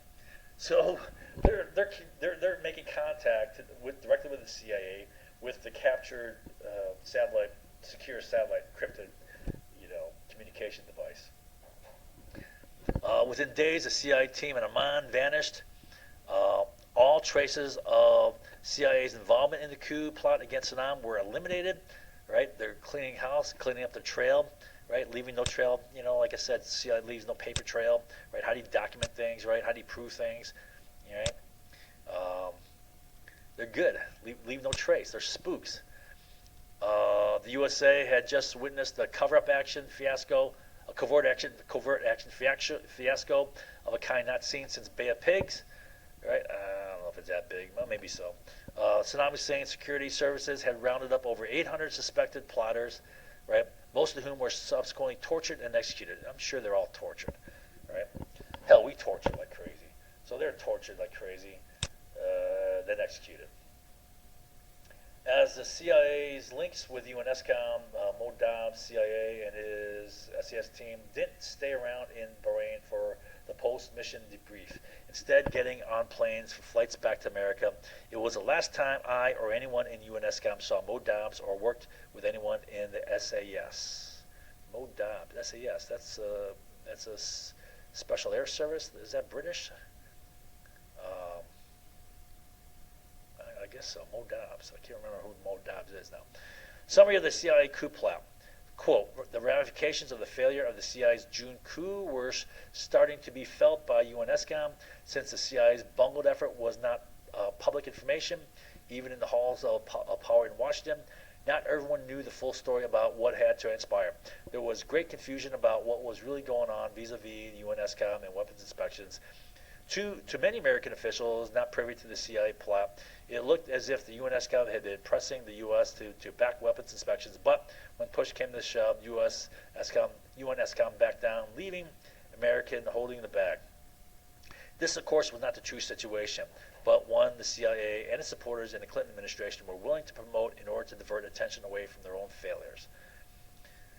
All right, CIA use of UNSCOM to gather intelligence to bomb Saddam. Okay, I told you that they're trying to gather intelligence, use the weapons inspections to gather intelligence to assist in assassination attempts on Saddam. All right, again, something that would get the weapons teams thrown out. And like I said, it was leaked, so they're actually doing it. Back in 1991 to 98, they're using the UN weapons inspections to get assassination attempts on Saddam, and then it was leaked. Just before the invasion of Iraq, kicking it, and the Iraqis got the leak, and they kicked out the weapons inspectors when they had no WMD, and they got all the Americans to think, including myself, right? And I didn't believe they had weapons at all, and that was the only time I questioned myself. When they kicked out the weapons inspector, I was thinking, wow, well maybe they do have WMD, but there's more to it. And like I said, I don't know if that was a CIA game, but I wouldn't doubt it. That is right along the lines of a CIA dirty game, right, to control perceptions. So it was Charles Dilfer who led the next team into Iraq, this time to test the new modalities for conducting presidential site visits. While I was involved in training the team in Bahrain on inspection methodology and tactics, the CIA had taken responsibility for the actual inspection planning. The CIA had also inserted several structural engineers on the team who evaluated each one of Saddam's palaces from the standpoint of a potential aerial attack. So they're looking at structure, they're looking at places where he would likely be. All right. Charles Dilfer supported all their activities, while Dilfer later complained that the inspections were a sham, saying the Iraqis had too much time to prepare, and hence the inspectors found nothing. It was in fact Dilfer perpetrating a sham, turning the UNSCOMs into little more than an espionage tool to be used by the CIA to spy on Saddam Hussein and to prepare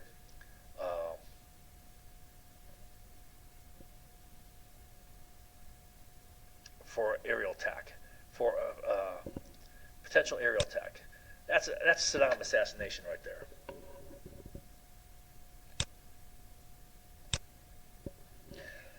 Glaring failure of CIA support.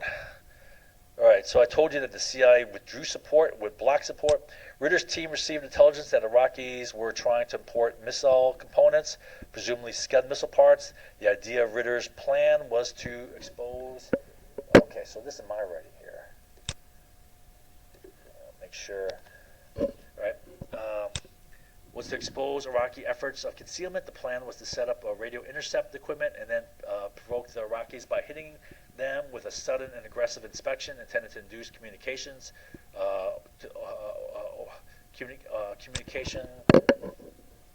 slash orders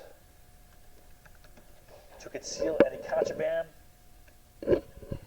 The CIA was to supply the communication intercept equipment of a quality that was both easy to use and easy to conceal in a dangerous situation. Dangerous situation, going in a country where you're inspecting sensitive areas, right? And if you're caught with that sort of equipment, you can be accused of spying. You're accused of spying or espionage. Punishment is death, right? Okay, so Pontkovsky, an Israeli intelligence agent, understood better than most what we were trying to accomplish in uncovering the concealment mechanism inside Iraq. So like I said, they weren't finding anything. No weapons of mass destruction. So Ritter said that, well, maybe they're trying to conceal it. Maybe they're moving things real quick. So they're trying to uncover that, any concealment efforts. It is a problem very similar to what we in Israel face from the terrorists operating out of Lebanon, he said.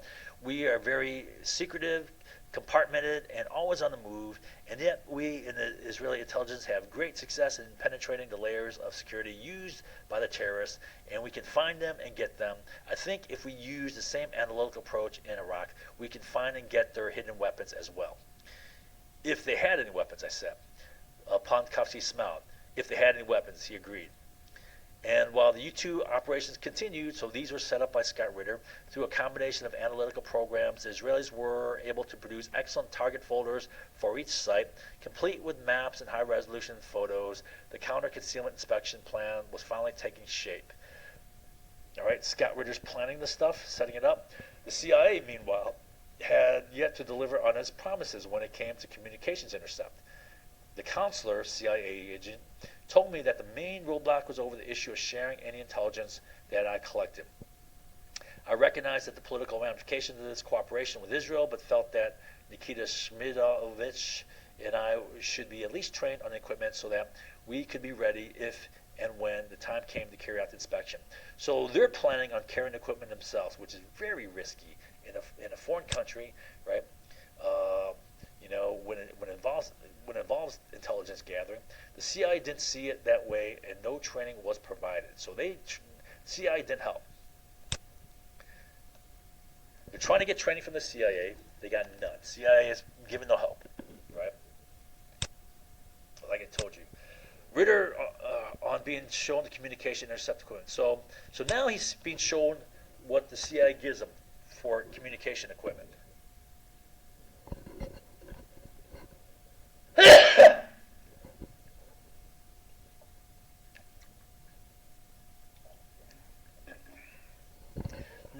Now he really became embarrassed. Like an actor given a bad part, he reached into a backpack and took out a small handheld commercial communication scanner of the sort one could buy at an inexpensive electronics store. So like a Radio Shack. That's what he's saying. This is like a Radio Shack cheap piece of crap. Attached to it was a small tape recorder. He started going through the operations of the scanner. I couldn't believe what I was seeing and hearing.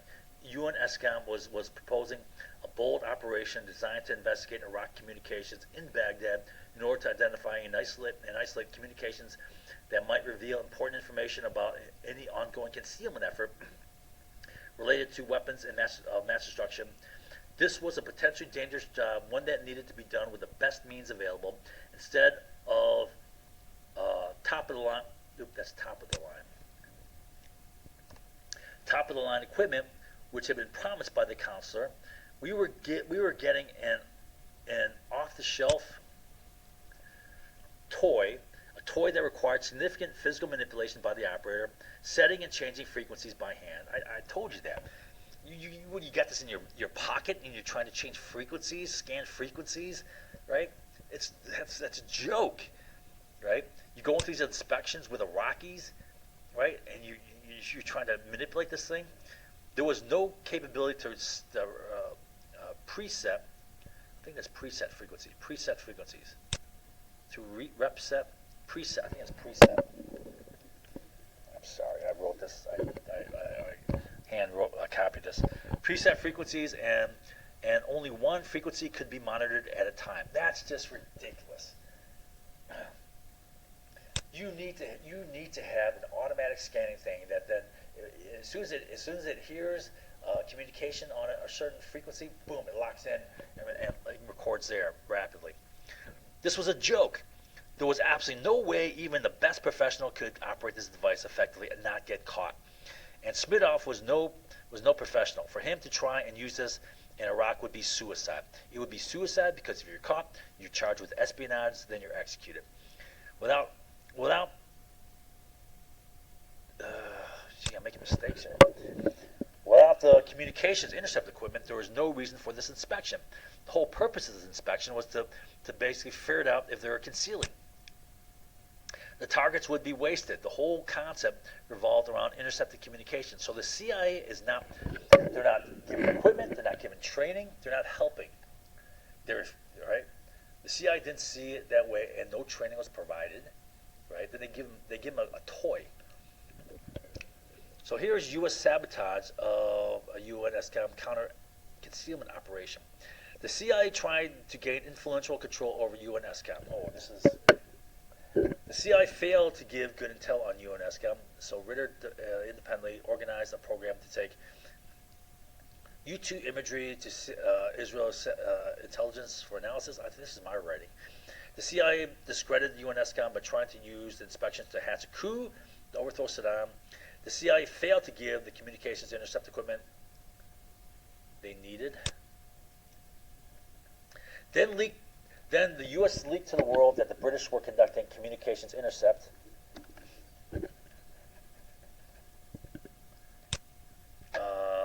within Iraq, forcing the shutdown of those operations. Excerpts pertaining to this are compiled below. So here is. I said that it was leaked. I said it was leaked to all embassies and military bases. I got straight to the point. I was asking Israel to receive tapes of intercepted communications from anticipated UNSCOM British operations, process that data so that it was usable, i.e. breaking in codes or ciphers the Iraqis might be using. So translate the conversations that were overheard and analyze these conversations to determine if anything related to UNSCOM mandate or mandate of disarming Iraq could be discerned. Instructions from whom? I asked. The counselor CIA and Burt remained silent. Let's not forget who's driving the ship, I said. It's not NSA. Burt started to chime in, but I cut him off. Roger and I are here because the chairman thinks you have something for us, for him really. The Brits signed up, believing that they were carrying out an operation in support of UNSCOM. Everything you did today discredited UNSCOM and the operation. If you guys are about killing this effort, you're doing one hell of a job. Oh man, I'm making a lot of mistakes. But if you truly want to see this work, then something had better be done, and done soon. That convinces the chairman that he and UNSCOM haven't been taken for a complete ride. And while you're at it, try mending some fences with our British friends. I was furious at the CIA cavalier treatment of the British, who had taken great risks putting their people on the ground in Iraq, where they were exposed to arrest, execution as spies, and torture if anything went wrong with the operation. It's their asses on the line in Iraq, not yours or anyone in NSA, I reminded them. All right.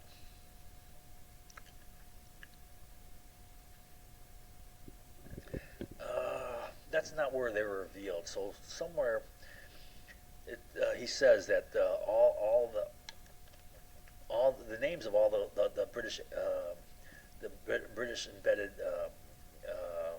communications intercept team were passed on. So let's see. The Special Collection Element, SCE, was a unit within UNSCOM responsible for carrying out sensitive intercept operations against the communications of Iraqi leadership, intelligence, and security targets. Counter-concealment operations involved surprise inspections, locations, and recording of Iraq electronic communications in an effort to disclose concealment operations. You know, the idea is Scott Ritter goes into Baghdad, flaps down a piece of paper saying, we want to inspect here. And then the purpose of the communications intercept team, the Special Collection Element, was to record any orders they would send to move stuff.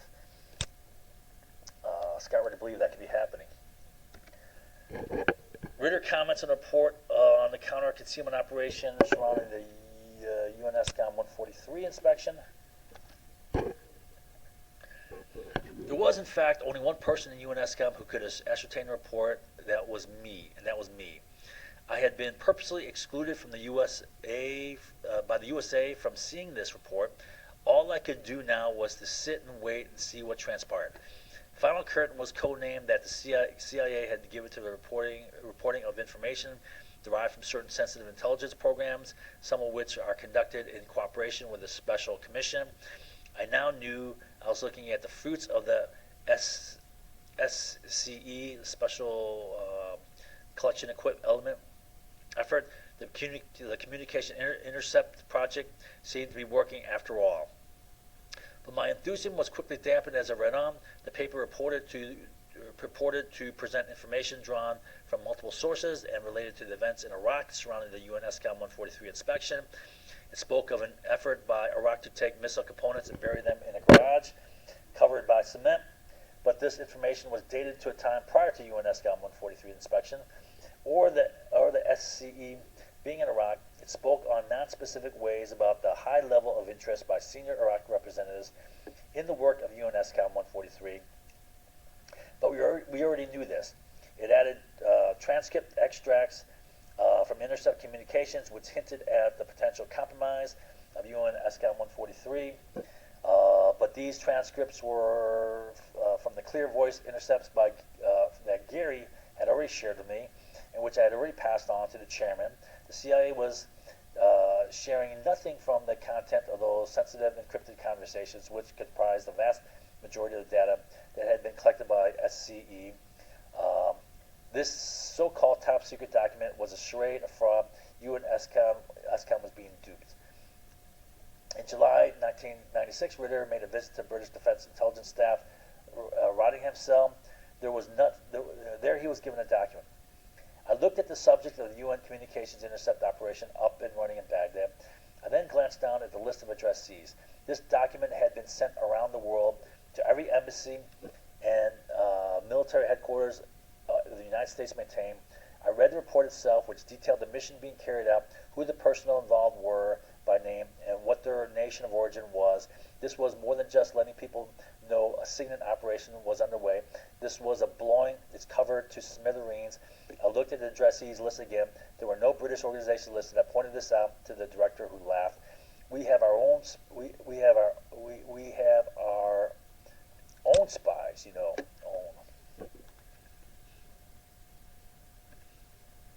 Own spies, you know. Let's just say we got this from a very well-placed liaison. The Ministry of Defense official spoke up. Not that it would take much effort to get a copy of this report, since the Yanks seem to have sent it everywhere except Tariq Aziz's own office. So,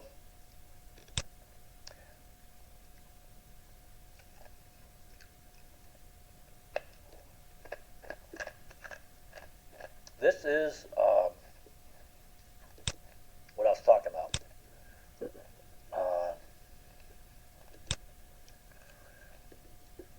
The communications intercept operation, right?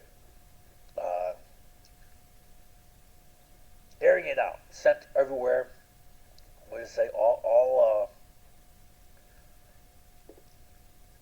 Ministry of Defense officials spoke up. Now it would take much effort to get a copy of this report, since the Yanks seem to have sent it everywhere except Tariq Aziz's own office. All right, so we sent, U.S. sent this around the world, U.S. bases, increasing chance of intercept. So I read the report which detailed the missions being carried out, who the personnel were by name, nation of origin, right? I didn't hesitate. Clearly, we have to take the best interest of the SE team itself, first and foremost. This report represents a compromise of their security, right? So the security, the SE team security compromise.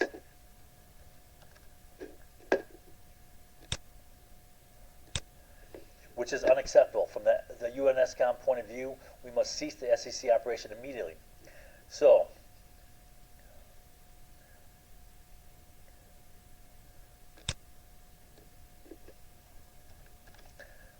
that's canning that operation. We need to find out why the Americans behaved in such an atrocious manner. And if this was indeed a simple accident, then what they're going to do to fix it. Whether done on purpose or accident, the American transmission. Wait, what?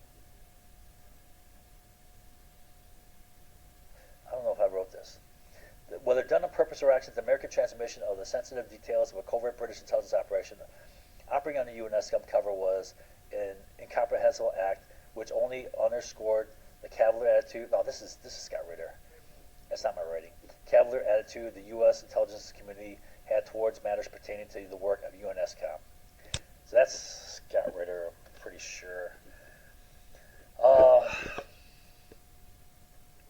In fact, one might almost say that the entire resolution was a throwaway. Let me check that. What page is this?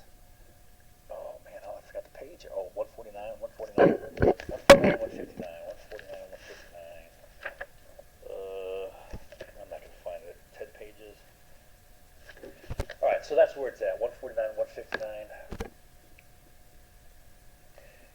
In fact, one might almost say that the entire resolution was a throwaway statement. It was crafted for the purpose of putting Saddam in a cage. Oh, this is Scott Ritter. I remember that. The Bush administration had already stated as official policy that economic sanctions against Iraq would not be lifted, regardless of Iraq's compliance with its disarmament obligation. So, according to the UN, the purpose of the sanctions was to get Iraq to disarm. The U.S. is saying, screw it. Whether they disarm or not, we're going to keep sanctions. So the purpose of the sanctions was not disarming WMD. It was not about WMD. It was beyond that. It was about regime change. The U.S. ambassador to the United Nations, Madeleine Albright, in a speech delivered at Georgetown University, noted that sanctions against Iraq would not be lifted as long as Saddam Hussein remained in power. I read that already too. Ritter on CIA obstruction of U.S. ESCOM disarmament efforts. Quote, I said to Burt before leaving, UNSCOM is responsible for disarming Iraq, not the USA. We will do it our way. If you want to block us, go ahead. But understand that there are a number of countries out there that want us to succeed. So Ritter's saying, in his words, Ritter's saying, you're trying to block us. If you want to block us, go ahead. Right? But I understand that there are a number of countries out there who want us to succeed in the weapons inspections and who are working very hard to help us do just that. We are not just going to roll over and die because the CIA doesn't want to play ball. So that's CIA obstruction of UNSCOM's efforts. CIA sabotaged U.S. ESCOM counter-concealment operation. I became very concerned when Martel told me that the Americans were changing the U-2 flight schedules. I told you that, right? Without coordinating with him, this was very disturbing, as I designed an intelligence collection plan that had the U-2 flights timed to coincide with inspection activity on the ground. The inspectors were assiduous about being on time, playing their part in what is supposed to be a carefully orchestrated movement. If the U-2 was missing its overflight schedules, then there would be no correlation between what was taken, what it was taking pictures of and what the inspectors were doing on the ground. In short, the entire U2 imagery support plan, so carefully interwoven into the fabric of the inspection, had been destroyed by American manipulation. That's CIA manipulation. So they're screwing with Scott Ritter's trying to set this up to get the U2s overflight, but they're changing the schedules. They're changing the timing of it. I told you that.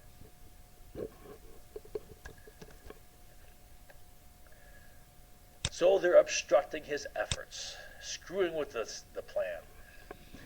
At a briefing in the White House Situation Room, I was asked to give a presentation on the actual conduct of these inspections, which I did, outlining our course of action and the sites inspected. Afterwards, I was asked by General John Gordon, the CIA Deputy Director, to comment on what went wrong with the inspection. Stunned with the audacity of the question, I responded, "Nothing went wrong with the inspection, sir. We did everything we were required to do. The problem wasn't with the inspectors, but with intelligence support we had received. The collection plan was never in sync with the inspectors, and the target data promised to not live up to its pre-mission hype." So that's because the CIA changed the inspection the U2 flight schedules. If you want to apportion blame, then let us be fair, I replied. You misled us about what you're willing to contribute to this mission. You failed to deliver in terms of U2 capability. You flew the wrong targets with the wrong sensors at the wrong time. That's what I told you.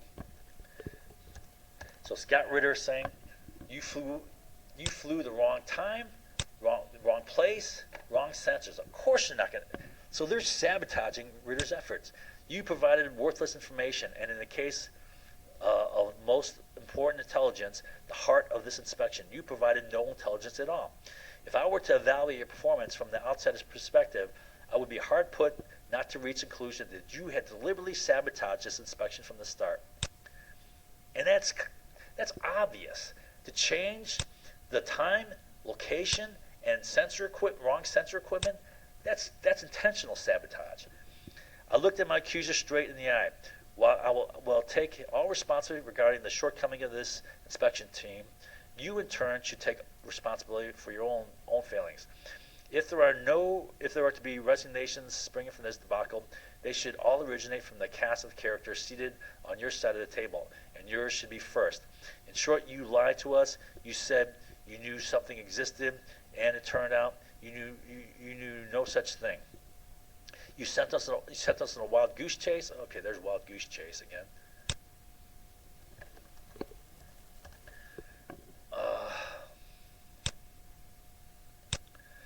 And now you belittle us. I can't speak for the executive chairman or the other seated in this room, but from my perspective, I paused, looking over at the man who had asked for my resignation, and I plan on being around for a long time, so my perspective does count. You have behaved as if you are the enemy of UNSCOM. You have actively conspired to undermine the credibility of its inspectors. Sure they have. Linking it with coups, linking it with assassination attempts. I hope I'm wrong, but if this is indeed the case, then UNSCOM might be better off rethinking who is willing to do business with. All right, so I'm proving what I said. Everything I said, here's according straight from the horse's mouth, straight from the guy who's designing those inspections, straight from the guy who's dealing directly with the CIA. More on CIA obstruction of inspections. However, when we began independent processing of the UNSCOM 150, 155 tapes, we found that the quality of the signal was extremely poor, making any technical processing too laborious to be of any use. The GCHQ questioned Gary and his team about the methodologies taught them by the CIA in Virginia in February last year, and we discovered that these techniques actually were designed to deliberately distort the signal, making the tapes useless. So the CIA is sabotaging them. Clive's expression was grim. The CIA methodology was designed on purpose to make the tapes all but useless. If what Clive was saying was correct, then the CIA had been sabotaging the UNSCOM's effort from day one.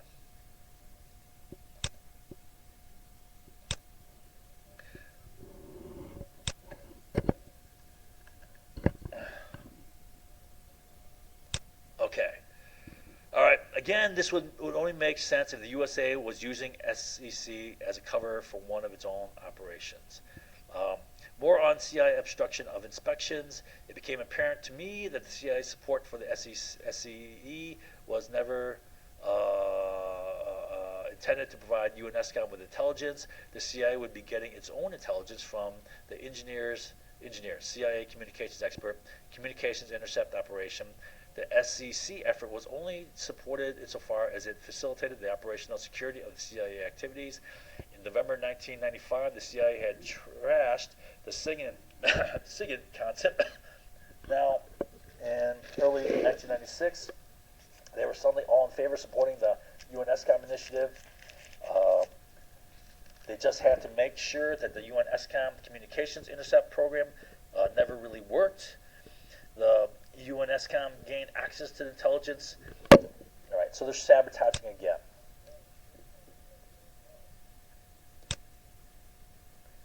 Again, straight from the horse's mouth. The guy on the ground, the guy who's designing these inspections, the guy who's dealing with the CIA. If UNSCOM gained access to the intelligence the CIA was collecting, it could then threaten any covert operations the CIA was planning based on that intelligence. The SEC would be allowed to be deployed. It just wasn't going to be allowed to succeed. So, for whatever reason, they're sabotaging the signal intercept. However, the requirement, Scott Ritter's signal intercept effort. However, the requirement that an American CIA agent be present, while not objectionable, meant that we were now prisoners to the CIA, who never provided anyone to fill the position. So,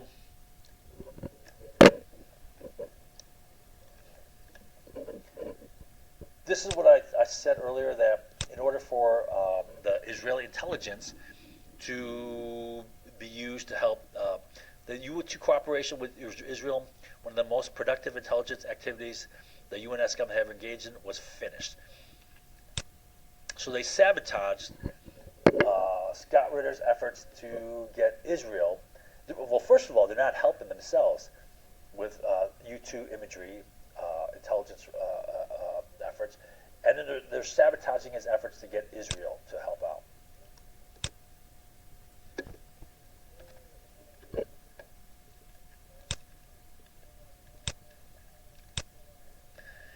More on CIA obstruction of inspections. After shutting down the U2 cooperation with Israel, the next step for Steve Ritter was to shut down the Concealment Investigation Unit's SIGINT operation.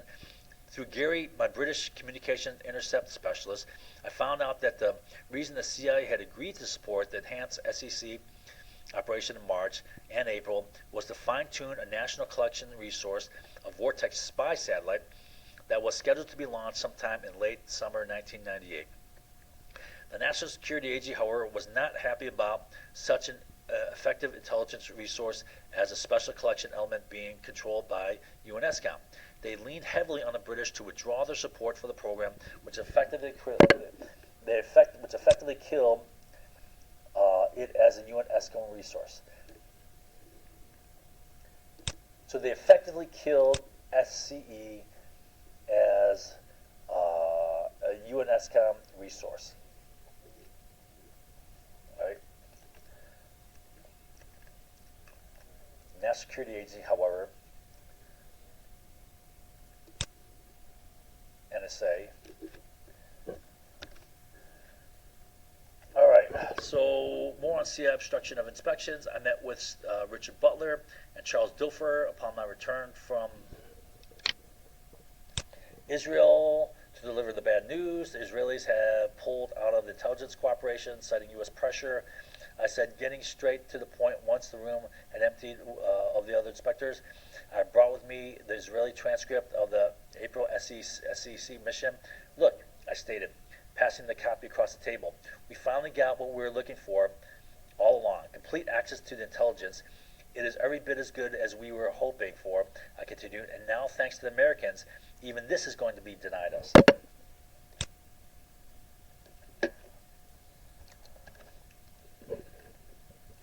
So they're obstructing with his access to intelligence. British propaganda effort to shape public perception. I flew to London and met with MI6 about Operation Airbag at the Vauxhall headquarters. After we finished, the Don and I head off to the lunch at a posh restaurant in London, where we met with two other MI6 officers overseeing a psychological warfare effort known as Operation Mass Appeal. Mass Appeal served as a focal point for passing MI6 intelligence on Iraq to the media, both in the UK and around the world. The goal was to help shape public opinion about Iraq and the threat of WMD. So this is about manufacturing the perception of the threat of WMD, which is what the British did with the Americans. The British did this in conjunction with the Americans, and we got the Iraq invasion war. Operation Mass Appeal. So they have a distinct operation to manipulate the public into fearing the supposed WMD of Iraq. In the aftermath of the failed Butler visit to Baghdad, so that's important. There is a specific existing operation by British intelligence to manipulate the public into believing in Iraqi WMD. Right? The push for a U.S. military strike on Iraq in the aftermath of the failed Butler visit to Baghdad in January 1998, the Clinton administration had embarked on a bipartisan effort to gain congressional support for a military strike against Iraq, arguing that Iraqis were committed to deceiving the inspectors. Oh, goodness sakes. Now they were having to claim that the Memorandum of Understanding would solve the Iraq problem, having reached out to Republicans in the House of Representatives and the U.S. Senate. Their own hawkish sentiments were being turned back on them. Albright's solution was to design a test for the new agreement, which the Iraqis would be bound to fail, thus providing the administration the fresh public justification for military actions. So this is another fait accompli. So what Scott Ritter is saying is bound to fail. That's a fate, right? And then you use that as justification for attack. Justifying an attack. Same old crap. So we run across three of fait accompli so far here.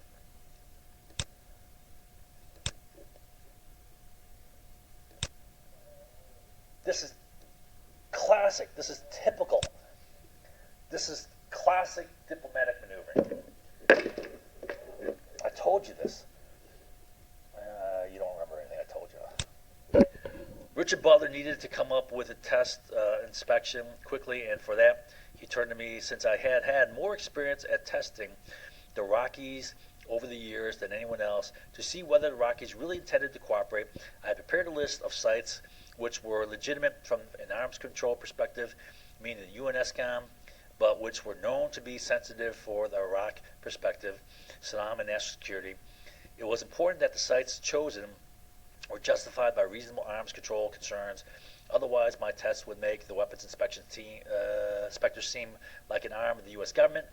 I proposed two-phase approach to the inspection, the first phase of which would include going to sites previously attempted to be inspected by UNSCOM, and the second to entirely new sites, including several which I believe fall under the category of presidential palaces, but which had not been declared by the Iraqis as such.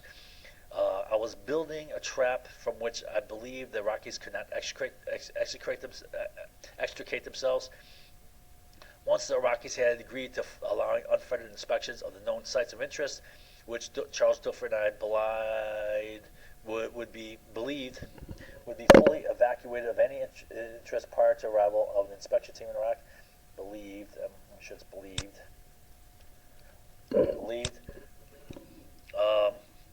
We would then proceed on with inspection of all new and highly sensitive sites. Included in my shopping list were 3 presidential palaces, which the Iraqis had failed to declare out of bounds. Dilfer and I were convinced that the Rockies would seek to redesignate those sites as presidential upon arrival inspection team, allowing UNESCOM and the USA to declare the entire Kofi Annan Memorandum of Understanding, including the presidential site visit protocol, as null and void, all the while retaining the integrity of the inspection process. The Clinton administration fell in love with the concept of the robust test of the Kofi Annan Agreement. However, my proposal was deemed too elegant, too many legalities. Charles Dilfer told me we need to simplify. What Dilfer wanted to do was add a new site to my initial, where's this going?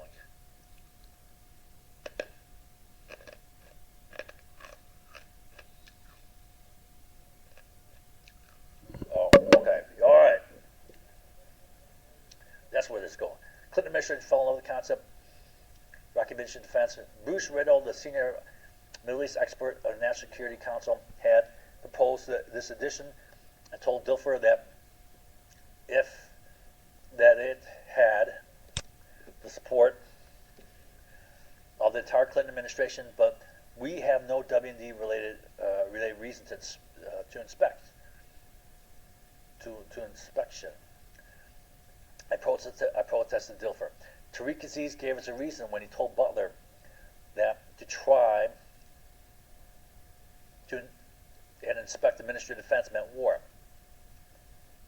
Tariq Aziz, Dilfer replied, we cannot allow the Rockies to pick and choose the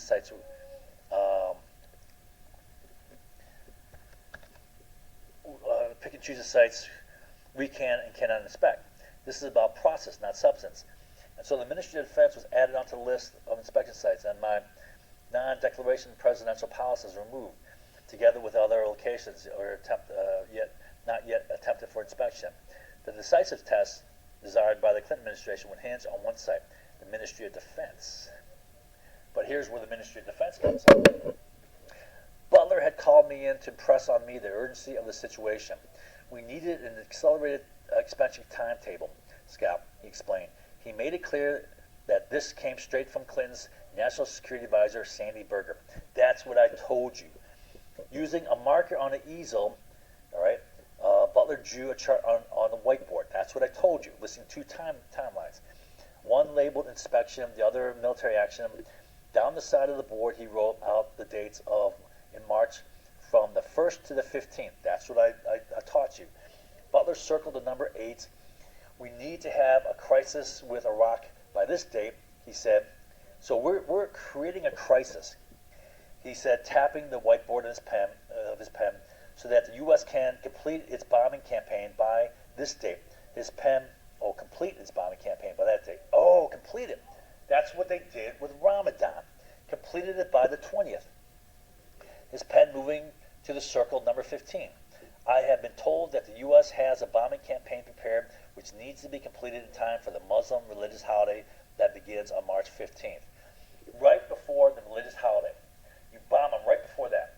Now that's what they did later that year. So they're planning to do this in June of 1998. Right? I sat there stunned. What I was observing was nothing less than total collusion between the United Nations official, Richard Butler, and the USA over military actions that had not been sanctioned by the Security Council. What if the Iraqis cooperate, I asked. Tariq Aziz has pronounced the Ministry of Defense as a red line. Butler responded, he cannot afford to back down without losing face. Fait accompli. Under most circumstances, Butler's statement would have compelled me either to speak up or to resign. However, I was in the middle of a gigantic struggle over my viability as UNESCOM inspector, while Sandy Berger and the Secretary of State Madeleine Albright were keen on this inspection going forward. In their view, it would pave the way for decisive military action that might enable the U.S. government to declare inspections dead in the face of Iraqi obstruction. They were not happy with me leading it. Okay, so they're trying to discredit the inspections, right? Get them canceled here, and then want to bomb. All right, so that's what I taught you in my lesson, and there's the source. Right? I said it word for word. the use of UN inspections for military targeting. In addition to notifying my inspection team of suspicious concealment related to, wait, what do we got here? All right, so this is more of the same to us.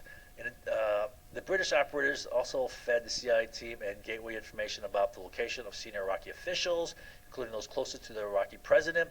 Thus, in addition to listening to Tariq Aziz, the Iraqi deputy prime minister, discussed the efforts of by my team to inspect the Iraqi defense minister with Abid Ahmad Mahmoud, the secretary and closest bodyguard to Saddam Hussein. The CIA team was able to pinpoint their respective locations, sending these coordinates to Admiral Farrago's staff, who in turn had them programmed into guidance computers on the cruise missiles being prepared to launch. So they're preparing to knock off key Iraqi officials, which essentially this is an assassination program. This what Scott Ritter is talking about is assassination. And I forget the policy. I think there's a stated policy against assassination programs in the United States, even though we had an assassination program during the Vietnam War called the Phoenix Operation. This is assassination, right? Plain and simple, right? It seemed that Malin Albright and Sandy Berger would have their war after all, and if war came, the CIA was bound and determined to take out as many of the senior Iraqi leadership, up to and including Saddam Hussein, as possible, thereby accomplishing at long last its presidential directive of regime change in Iraq. All right, this is according to Scott Ritter, right? In addition to notifying my inspection team of suspicious concealment-related activity, British operators, thus, in addition to listening to Tariq Aziz. All right, okay. Ritter after arriving on site in Iraq. So Ritter arrives on site in Iraq, right, for this inspection.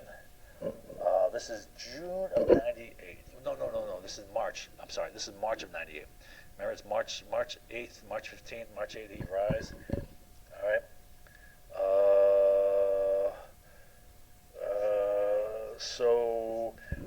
So they want to get this right before the start of the holiday. Now, they didn't get it because the Iraqis let them inspect, right?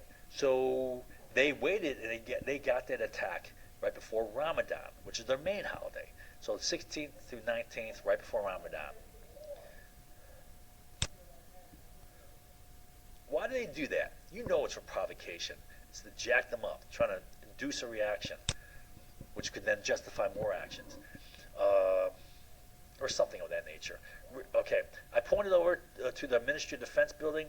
I have designated this site for inspection, and in accordance with the terms agreed upon in a memorandum of understanding between Iraq and the Secretary General, I am demanding immediate unrestricted access. So that's Ritter demanding access, right?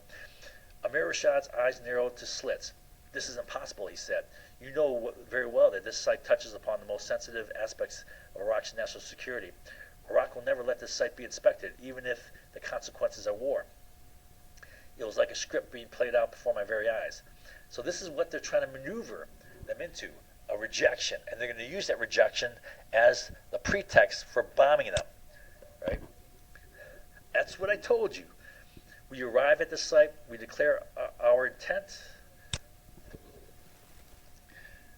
to inspect. The Iraqis refuse, and war begins. Ahmad Rashad came back to me. Look, we do not want a crisis. This is a very sensitive matter, and we need to work things out. I was ready to depart from the site, having ordered all inspectors back to their vehicles. I gestured toward the Ministry of Defense building. My instructions are to inspect that building. I concluded. I will have no choice but to depart the site, thereby condemning the memorandum of understanding to death. Memorandum of understanding to death. What is that? That's to destroy the inspections? I think so.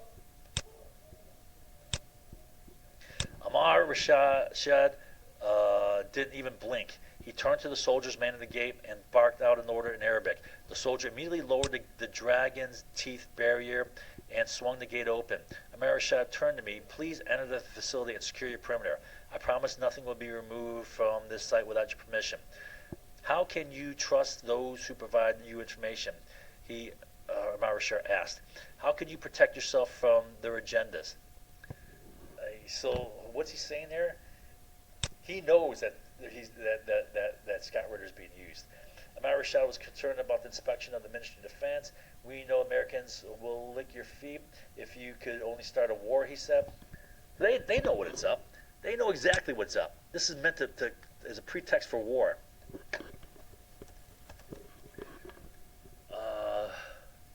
They're not stupid. We are grateful that you are here as an inspector, not as a representative of your government. In the end, nothing prescribed was found in the Ministry of Defense. Oh, so they found nothing. Okay. Yeah, that's what I've... Right. Madeleine Albright in France was furious when the French told her that according to the sources, Iraq and the U.S. government were getting along famously, and the inspectors were actually finished with the inspection. They wanted a war. They wanted to attack. The American military had been placed at a high alert, and everyone in the U.S. chain of command was confident there would be at least a window of military action against Iraq. All right. So they're looking for, they're trying to use a UN weapons of mass destruction, WMD inspection, as a means to kick off an attack. That's what I said. Straight from the horse's mouth. Iraq's statements on the perceived integrity of UNSCOM operations. Upon his arrival in Baghdad, Iqaz came under the blistering attack of Tariq Aziz, Iraqi Deputy Prime Minister, who strongly criticized the tactics employed by UNSCOM 143 inspection. The return of these tactics of the past, Tariq Aziz told him, means the UNSCOM has fallen under the influence of those who are afraid of cooperation. We have shown since the events of last August, for you to authorize such missions means that you're doing the bidding of the Americans. So they know that the UN weapons inspection teams are being manipulated by the Americans. CIA makes up fake exact amount of WMD to manufacture the perception of reality of WMD. So that's just like Bush's speech. Bush's speech, the State of the Union speech in January of 2003. Yeah. January 2003, he made up all sorts of lies, right? Iraq has, 15,273 barrels of botulinum. They have, 87 million gallons of, anthrax, exact amounts, right? And those exact amounts are all made up. But when you say exact, precise amounts, it gives the perception you have solid intelligence. You have solid evidence of this. It was all to be fed to the public.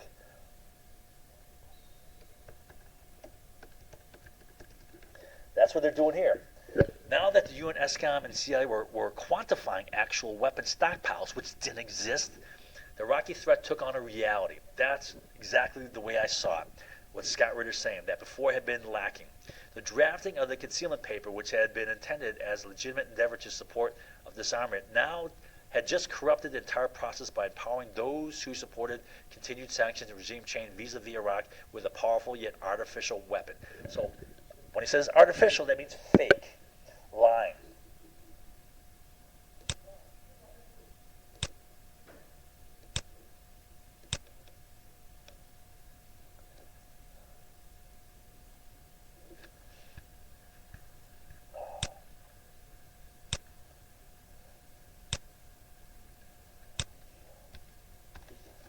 Fake, lying,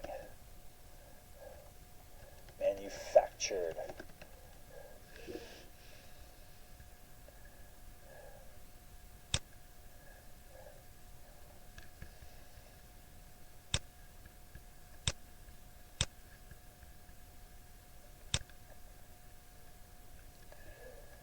All right, go ahead and attack.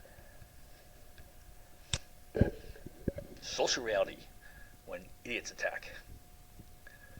Sanctions were intended to promote regime change, not disarmament of WMD. All right, so quote, while UNSCOM and the United Nations were focused on disarming Iraq, Washington already had its eyes set on another objective, getting rid of Saddam.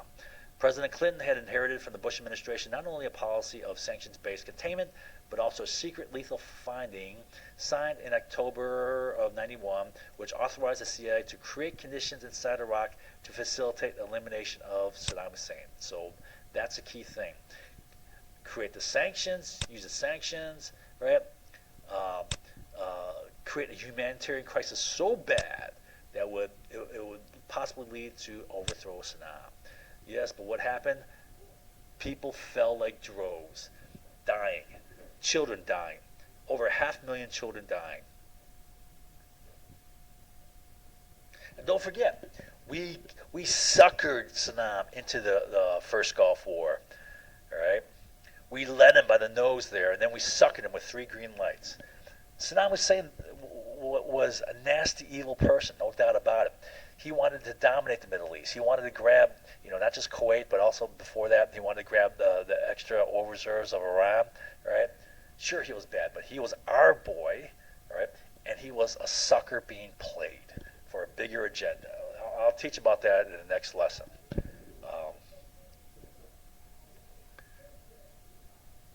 Okay, so Saddam Hussein was a bad person, but he was also a sucker being played by more clever people. To implement this policy, which often referred to as Containment Plus Plus, okay, well, I talked about this already. Okay, here's Chalabi. So here's Chalabi. All right, we're at the end. Oh, thank goodness.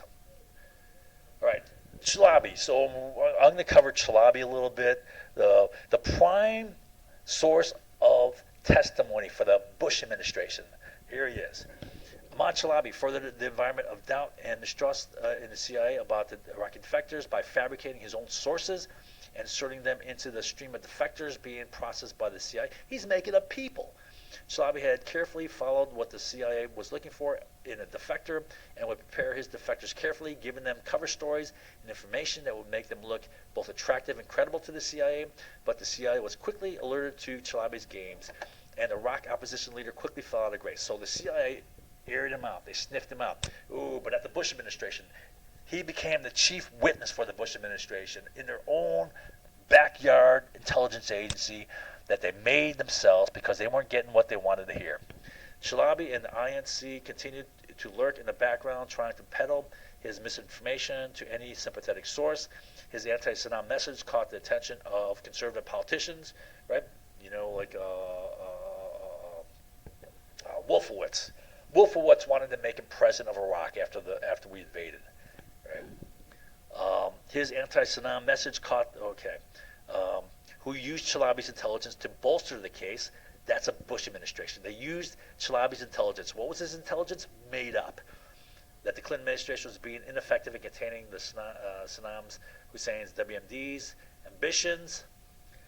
Ahmad Chalabi, within 3 days of our meeting, Chalabi started streaming information to the UNSCOM via this email link. Some of this data reinforced information we already had. Other data was new, but I was taken aback by the fact that the vast majority of the new intelligence provided by Chalabi was directly contradicted by what we knew from being on the ground in Iraq. So Scott Ritter saying is, I'm on the ground in Iraq. I know the facts. Chalabi's stuff is made up. His descriptions of facilities and organizations simply did not match reality, and we did not use his intelligence to direct an inspection team. We ran into the same result. None of the information was even close to reality. Read at a distance by some with no first-hand experience in Iraq, Chalabi's data appeared spectacular. Right? Who was that? People who wanted to use that, which is the Bush administration. Use that to justify their attack, their invasion of Iraq. But once subjected to the harsh light of reality, it was quickly exposed as fraudulent. We continued to receive email data packages from Chalabi throughout 1998, but after a while, we no longer treated his data as anything more than a curiosity.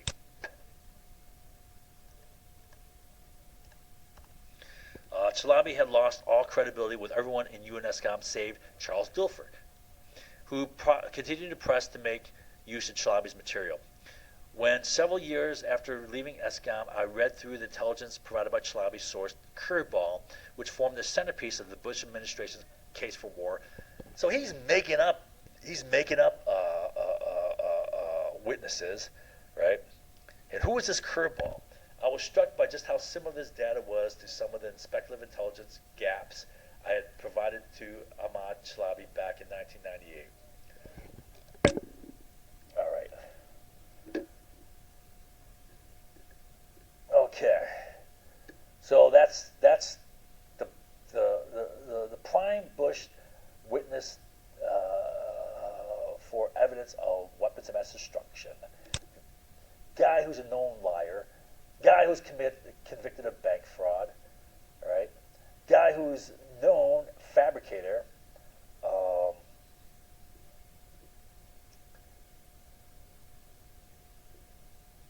And then we get our invasion of Iraq. All right. So let's go back to the top here.